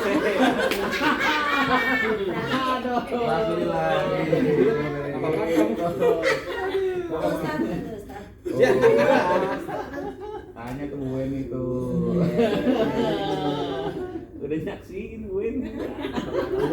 Ya soalnya gini, kalau di birokrasi itu gini, pada saat memang kita berani menyampaikan sesuatu itu, terlepas itu misalnya baik ataupun tidak, itu ada kutip kata salah, baik atau tidak disampaikan, benar atau tidaknya, ujung-ujungnya finalnya itu pasti ada jadi ada jangan begini gitu, kesannya kayak kurang ajar lah, sok tahu lah, inilah. Nah itu kan bumerang juga kan buat kita kan. Nah itu yang dibilang zona nyaman juga kadang mungkin rasa takut itu ya begitulah. Jadi ada istilahnya Pak, jangan sombong ide dia. Iya, jangan sombong ide gitu kan. Ya akhirnya kita jadi nggak melakukan inovasi kan. Tapi Bapak Ibu tidak melakukan inovasi, terjebak di zona nyaman, ini juga tersiksa loh kita. Bahasa senek. Tersiksa loh Pak, bukan tidak ada tersiksa, kita harus tersiksa juga. Tapi nggak bahagia Pak ya, kalau tersiksa itu nggak bahagia. Padahal tingkat tinggi daun. Sampah banget ya. Orang tersiksa nggak bahagia. Bener. Makanya tadi jadi ada filosofi Thanks God It's Friday itu karena itu. Tersiksa. Karena Senin sampai Jumat kita tuh cuma nungguin hari Jumat. Ya. Itu pun karena siangnya kita bisa keluar kantor ya, baru balik jam 2 gitu kan. Jadi salah satu indikatornya kalau kita berangkat kerja dengan berapi-api semangat itu berarti salah satunya menikmati apa yang kita kerjakan. Betul. Sedap. Alhamdulillah. Oh gitu pernah deh.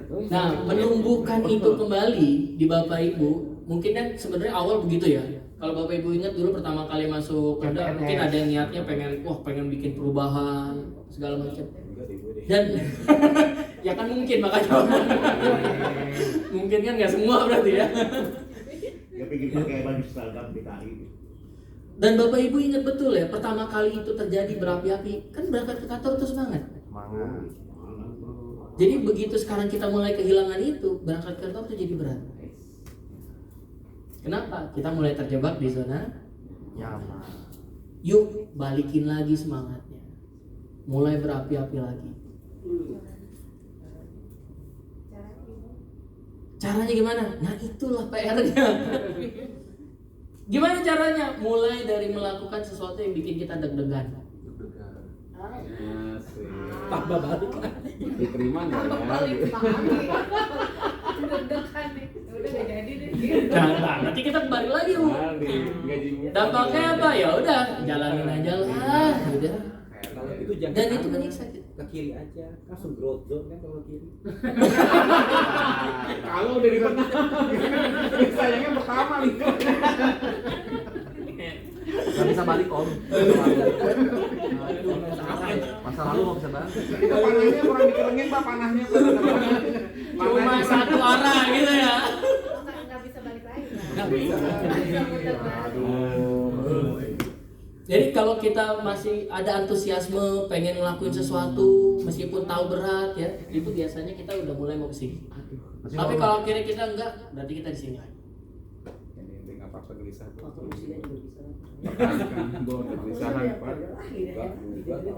Itu mesti ke arah tuh S3 udah tua. Nah, betul. Mantap masuk.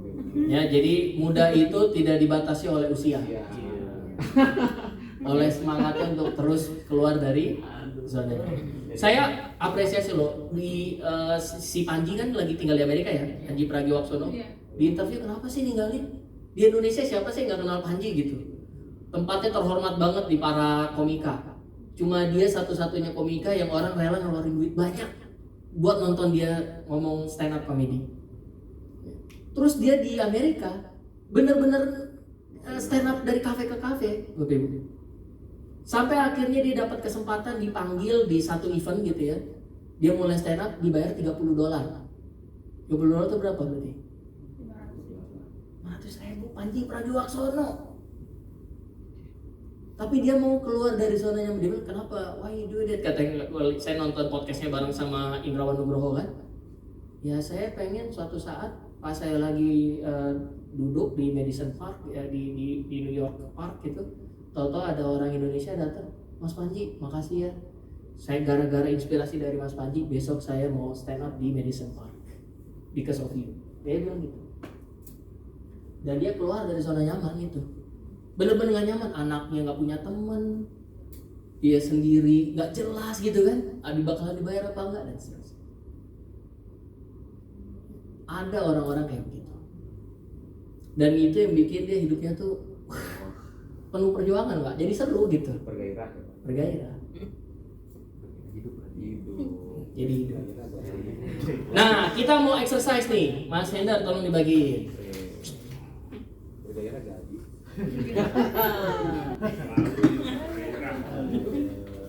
Selalu bergairah.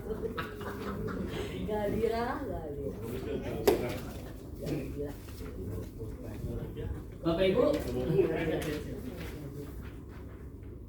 ini namanya growth map ya. Bapak Ibu, kita mau coba identifikasi saat ini apa yang membuat Anda merasa saat ini berada di zona nyaman. Zona nyaman Bapak Ibu apa sih sekarang? Ya. Banget lama. Ya misalnya apa yang misalnya kalau gaji yang udah fix gitu misalnya ya pokoknya zona nyaman Anda apa saat ini ya. Padahal kalau Anda keluar dari zona nyaman itu benefitnya apa yang bakal didapatkan, tulis di kolom benefit ya, di kolom benefit. Kalau Anda keluar dari zona misalnya saya udah malas belajar, comfort zone berarti kan.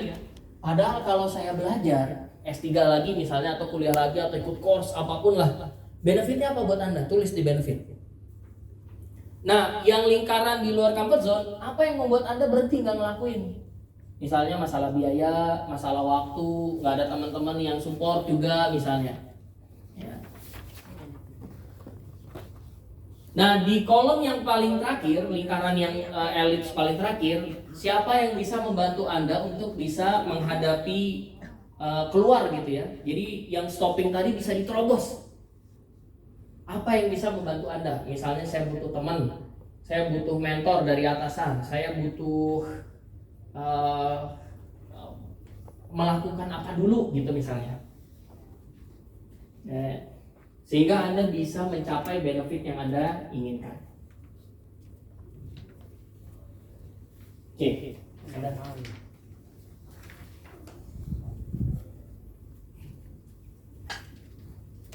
Jadi comfort zone Anda apa? Misalnya, wah saya udah apa tadi misalnya, saya benar pengen kuliah lagi, cuma udah males lah. Nah, udah comfort zone tuh. Saya sebenarnya pengen bikin terobosan tapi enggak ah. Nah, berarti dari comfort zone. Padahal kalau saya bikin terobosan, apa benefitnya buat Anda? Apa yang menghambat Anda untuk tidak melakukan terobosan? Apa yang Anda butuhkan supaya Anda justru bisa melakukan terobosan? Nah, itu isi di lingkaran paling luar. Ya mohon maaf gambarnya nggak jelas ya. Jadi harusnya ini panah robos gitu Mas ya.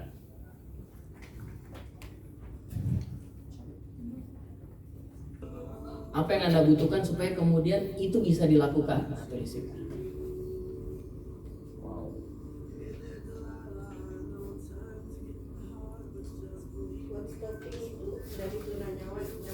Ya jadi misalnya tadi ibu mau kuliah lagi, tapi apa yang membuat ibu akhirnya nggak bisa kuliah lagi? Misalnya tadi nggak ada support dari suami misalnya, waktunya nggak ada, apapun yang menghambat Anda untuk tidak melakukan hal yang Anda inginkan. Nah, kira-kira gitu.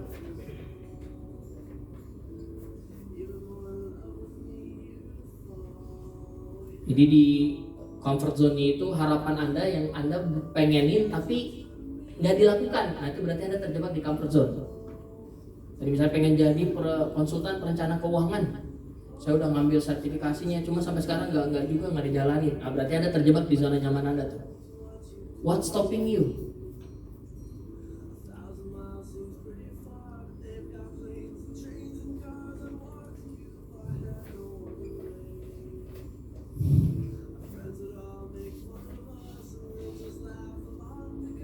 Kalau sudah, ada yang mau sharing? Radit? Wah, boleh aplaus. Kita aplaus dulu buat Pak Radit. Baik, terima kasih Pak. Saya kalau boleh sharing, sebetulnya kalau saya memang dari awal Pak masuk PNS emang pengen jadi media suara Pak.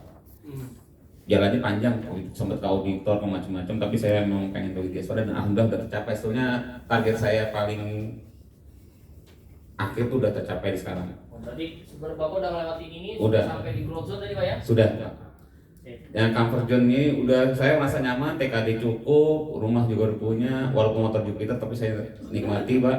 Tapi saya kalau boleh pengen menambah gitu Pak, saya pengen punya kemampuan menjadi data analis. Oh, data analis. Iya. Nah, sekalian juga saya pengen tetap punya cita-cita pengen S3 sebetulnya. Pengen tetap tugas belajar, pengen bisa ngembangin diri. Nah, cuman kalau di stop zone-nya itu yang di fear zone itu waktu, biaya, karena kita udah punya keluarga kan. Nah, sampai sekarang masih belum terlepas dari belenggu gorimin gitu ya Pak ya. Sponsor Bank DKI itu jadi rumah masih sponsorship oleh Bank DKI gitu Pak. Nah, yang ketiga, learning zone-nya saya banyak sebetulnya Pak. Bisa kuliah lagi, bisa kolaborasi dengan lembaga penelitian, bisa juga minta cari beasiswa yang sifatnya riset gitu ya Pak, dokter by riset gitu ya. Banyak sebetulnya kesempatan, tapi tadi handicap utamanya waktu sama biaya gitu. Nah, kalau boleh saya sharing Pak, kalau saya bisa melampaui tadi lingkaran terakhir itu, saya akan kembali ke growth zone itu, saya bisa jadi sesuai dengan apa ya, selain menjadi media suara saya bisa jadi data analis, kesejahteraan keluarga juga bisa meningkat kan otomatis Pak. Saya juga nyaman di situ kan, bisa eksplor berbagai hal-hal, ide-ide yang saya sama nanti luar biasa meledak-meledak di dalam tapi nggak meledak di BPSDM gitu ya Pak ya. Itu saja Pak, terima kasih. Billahi taufiq, wassalamualaikum warahmatullahi wabarakatuh. Waalaikumsalam. Makasih Pak Radit, luar biasa. Ya paling nggak Bapak Ibu dengan bikin growth map ini kita jadi tahu gitu kondisi yang saat ini abstrak gitu yang kita alami. Kenapa sih kita nggak ngelangkah? Dengan kita tulisin kita jadi ngelihat nih masalahnya dari mana. Tadi misalnya masalahnya waktu. Wah, waktu. Gimana caranya sekarang saya bisa punya waktu? Ya. Tadi tuh misalnya kayak kasus saya tadi Pak yang saya sharing ya. Emang akhirnya mau nggak mau waktu istirahat saya yang saya korbanin gitu karena kuliahnya jadi malam. Belum ngerjain tugas, belum ada tugas-tugas dari kantor yang di Puspitek gitu ya. Jadi ya mau nggak mau akhirnya ada yang harus saya. Tapi udah kelihatan waktu, berarti saya kuliahnya harus malam. Itu jadinya gitu. Karena saya pagi sampai siang, pagi saya pasti kerja. Saya kuliahnya malam. Oh saya nggak punya biaya, alhamdulillah dapat beasiswa Pak. Cari beasiswa. Ya. LPDP masih kalau buat S3 sampai umur 40 tahun ya? Lewat 42 gitu. Oh, lewat dikit ya. Banyak kok saya 47. Kalau gitu ambil skema lain Pak. Iya. Skema risetnya. Riset Pak. Skema riset. Banyak sekali format-format yang bisa kerjasama, misalnya by institution, kerjasama sama kampus gitu ya, bikin proposal, ajuin ke KDRK bareng-bareng. Ya, banyak format yang bisa dipakai. Di Pemda Bogor misalnya, itu dia nyediain tuh Pak spot-spot daerahnya, mana yang pengen dieksplor gitu sama kampus-kampus, dibikinin proposal, ngajuin ke KDRK. Di KDRK kan bisa dapat sampai teman saya dapat 3 tahun berturut-turut Pak, 700 terakhir 200 nih, tahun ini 200 juta. Fighting di Bogor. Dari dosen dari Mercu. Di Bogor. Ini mungkin di Bogor. Kenceng banget. Ya, jadi kita begitu kelihatan masalahnya, kita bisa cari solusinya. Thank you Barani, itu luar biasa. Ada lagi mau sharing?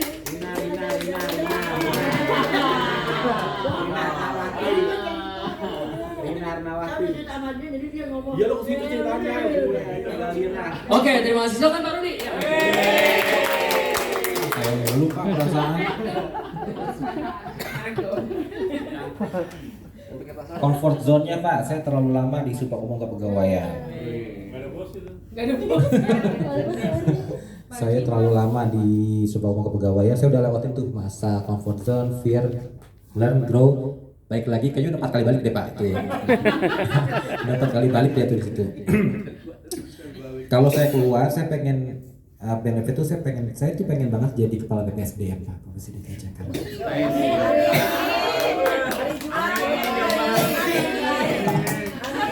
Amin. Tapi ada hal yang buat saya, jadi gini, supportingnya itu, saya tuh pernah baca salah satu jurnal Pak, jurnal mengenai pola karir seseorang. Salah satunya adalah sampelnya di perusahaan Bank Mandiri deh Pak. Jadi perusahaan Bank Mandiri itu rata-rata yang menjadi pemimpin di Bank Mandiri itu adalah bukan orang-orang yang misalnya kerjanya di divisi keuangan terus jadi dokter keuangan yang linear gitu Pak, itu nggak begitu. Tapi rata-rata mereka yang jadi itu adalah orang-orang yang tugas di kantor cabang Papua, baik lagi ke Kalimantan, jadi yang orang-orang punya seperti itu. Nah itu yang saya nggak punya gitu. Makanya yang bikin saya stop nggak bisa nyampe situ menurut saya adalah tadinya sebuah kebanggaan. Banyak orang bilang kalau Rudi pindah nanti BPSDM goyang katanya gitu. Pertama suatu kebanggaan tuh Pak, berarti kerja saya berarti diapresiasi. Tapi lama-lama itu kayak jadi hal-hal negatif. Saya nggak bisa keluar jadinya Pak. Saya kan harus keliling-keliling dong untuk menjadi kepala BPSDM yang kompeten gitu kan. Saya harus tahu dulu kayak subitubel seperti apa, penyelenggara seperti apa. Saya nggak punya itu semua. Saya cuma kelamaan di kepegawaian gitu. Saking kelamaannya saya tahu karakter pegawai saya ini begini bisa jadi paham. Tapi hanya itu doang, sebatas itu. Tapi yang lain saya nggak punya gitu. Nah itu yang menghambat saya di kala usia saya sekarang berapa ya? 21 ya sekarang. Menuju sama takutnya keburu habis masa waktunya gitu. Gitu sih. Bawa ini sekarang. Oke, kita kasih foto buat dia. Yang support apa yang dibutuhin? Pindah Pak. Kalau sempat mutasi, kalau bikin tinggal bikin. Saya punya sahabat cuma dikit Pak, cuma 2 doang gitu. Kan namanya Uber hasil kan menyempit ya Pak ya. Saya punya teman sahabat 2 itu tempat saya nggak curhat sih, lebih ke diskusi berbagai macam hal problematika di kantor tuh kayak gini harusnya kayak gimana ya gitu, tua banget kan diskusi kayak gituan. Bukan, ada lagi, punya ada 2 deh tuh. Itu yang menjadi support saya. Jadi pikiran saya terbuka karena hal-hal yang tidak saya di tempat itu saya bisa tahu dari teman-teman saya ini kayak gitu. Jadi satu ada support dari teman sama itu sih para timpa zodiak saya sebagai pisket sejati bahwa freedom is our life gitu. Iya. Baik, kita kasih plus lah buat Pak Rudi. Moga-moga yang diinginkan bisa dicapai. Saran saya mungkin Pak Rudi mulai dikomunikasi sama pimpinan. Udah Pak. Udah sering ya? Oh nggak dilepas. Direkam. Tinggal dibikin patungnya doang aja gitu. Dia sama Mas Eko. Iya. Karena dia yang bikin SK Pak. Saya juga. Pak itu Pak rusak ban saya. Dia kan pindahin Pak, pas dia pindah kita ditinggalin. Untuk Pak Idung udah keluar dulu. Baik, kita kasih plus buat Pak Rudi. Yang ibu-ibu, siapa yang mau sini nih? Belum nih? Tadi katanya Mbak Tias kali Mbak Tias ya. Nah, Mbak Tias, boleh. Pak di sini Rina ya Pak. Boleh. Terina temani saya Terina. Komfortnya nih kenapa jadi janda? Makin comfort. Terus dia pengen keluar dari PJJ. Perkumpulan janda-janda.